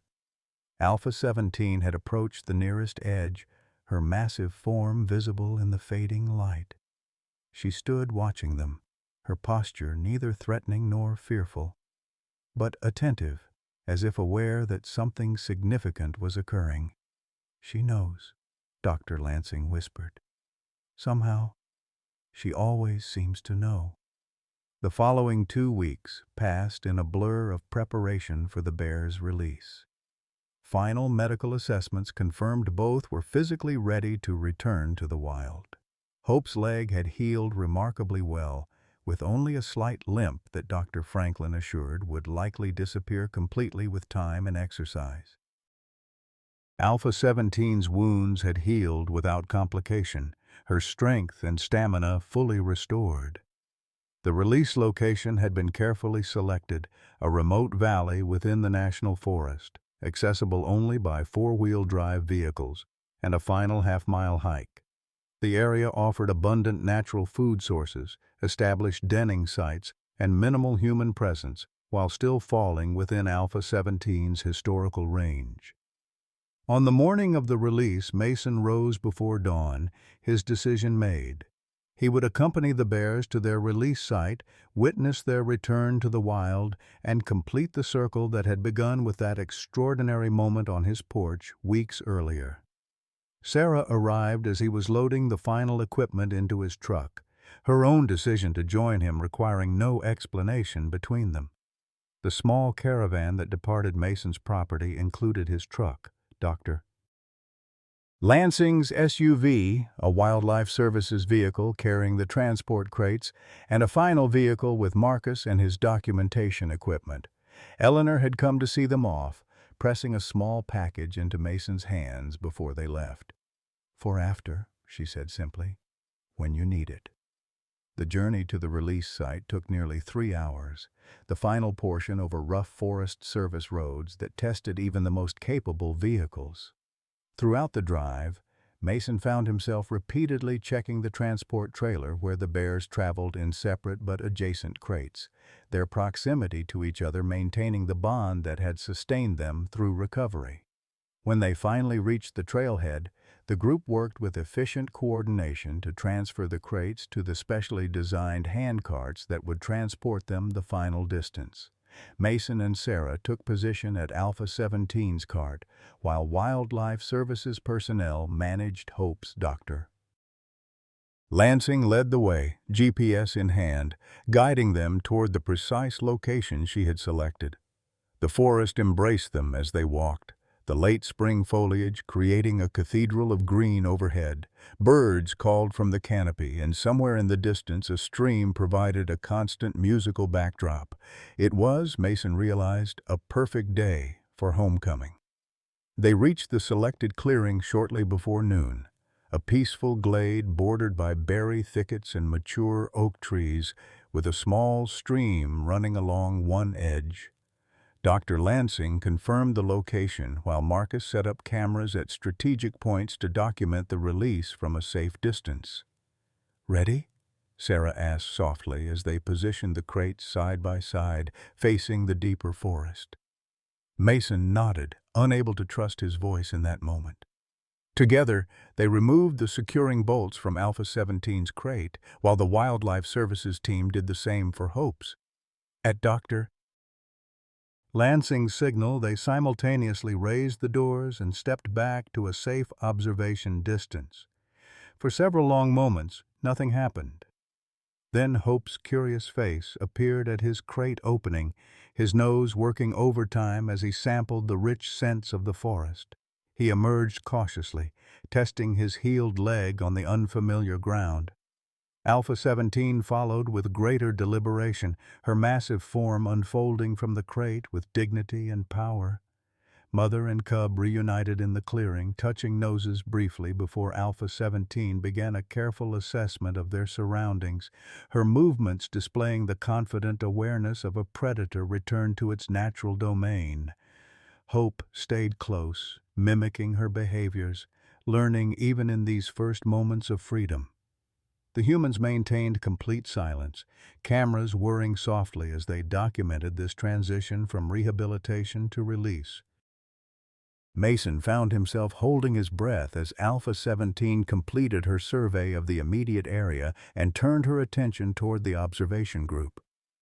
For a timeless moment, her dark eyes met his across the clearing, that same unfathomable intelligence evident in her gaze. Then, with a soft huff that Mason had come to recognize as her communication with Hope, she turned and moved toward the forest edge, her adopted cub following close behind. At the tree line she paused, looking back once more at the humans who had helped heal them both. Hope copied her, his smaller head turning in a final acknowledgement. And then they were gone, disappearing into the dappled shadows of the forest that was their true home. The release team remained in place for some time, collecting the equipment and recording final observations. There were technical discussions about tracking protocols, follow-up monitoring plans, and research documentation, but Mason found himself participating only peripherally, his attention still fixed on the spot where the bears had vanished. Sarah's hand found his, a simple gesture of understanding that required no words. Together they walked back toward the vehicles, slightly apart from the others who respected their need for this private moment of closure. "Are you all right?" Sarah finally asked as they reached the trailhead. Mason considered the question seriously. "Yes," he said, surprising himself with the realization that it was true. They're where they belong now, doing what they were meant to do. "And you?" Sarah's question was gentle but direct. "I'm still figuring that out," he admitted. "But for the first time in a long time, I'm looking forward to finding out."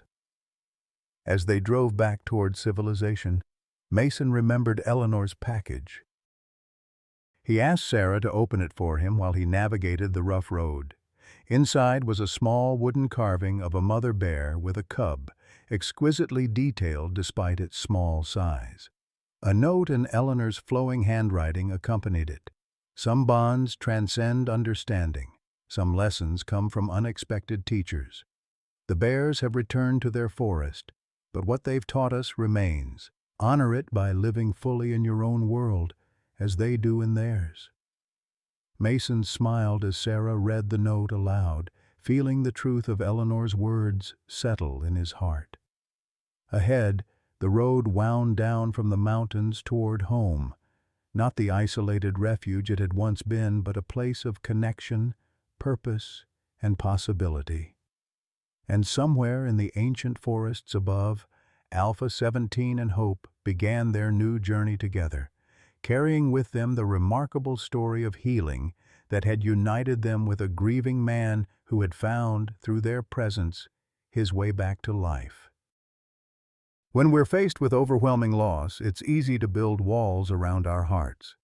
Mason Reed did exactly that after losing his wife and daughter, retreating to a remote cabin where grief was his only companion. But life has a way of breaking through our carefully constructed barriers, sometimes in the most unexpected forms. For Mason, it was a mother bear who trusted him enough to place her injured cub in his care. Through this remarkable journey of healing both bears, Mason rediscovered what many of us forget after heartbreak: that purpose, connection, and second chances don't disappear with loss. They simply wait for us to be ready to embrace them again. Just as Alpha 17 guided her adopted cub toward recovery, sometimes we need gentle nudges to step back into life's fullness. Eleanor's wisdom rings true for all of us. Some bonds transcend understanding. Some lessons come from unexpected teachers. Have you experienced an unexpected moment that helped you move forward after loss? When was the last time nature offered you comfort or clarity during difficult times? Please share your stories in the comments below. Your journey might be exactly the guidance someone else needs today.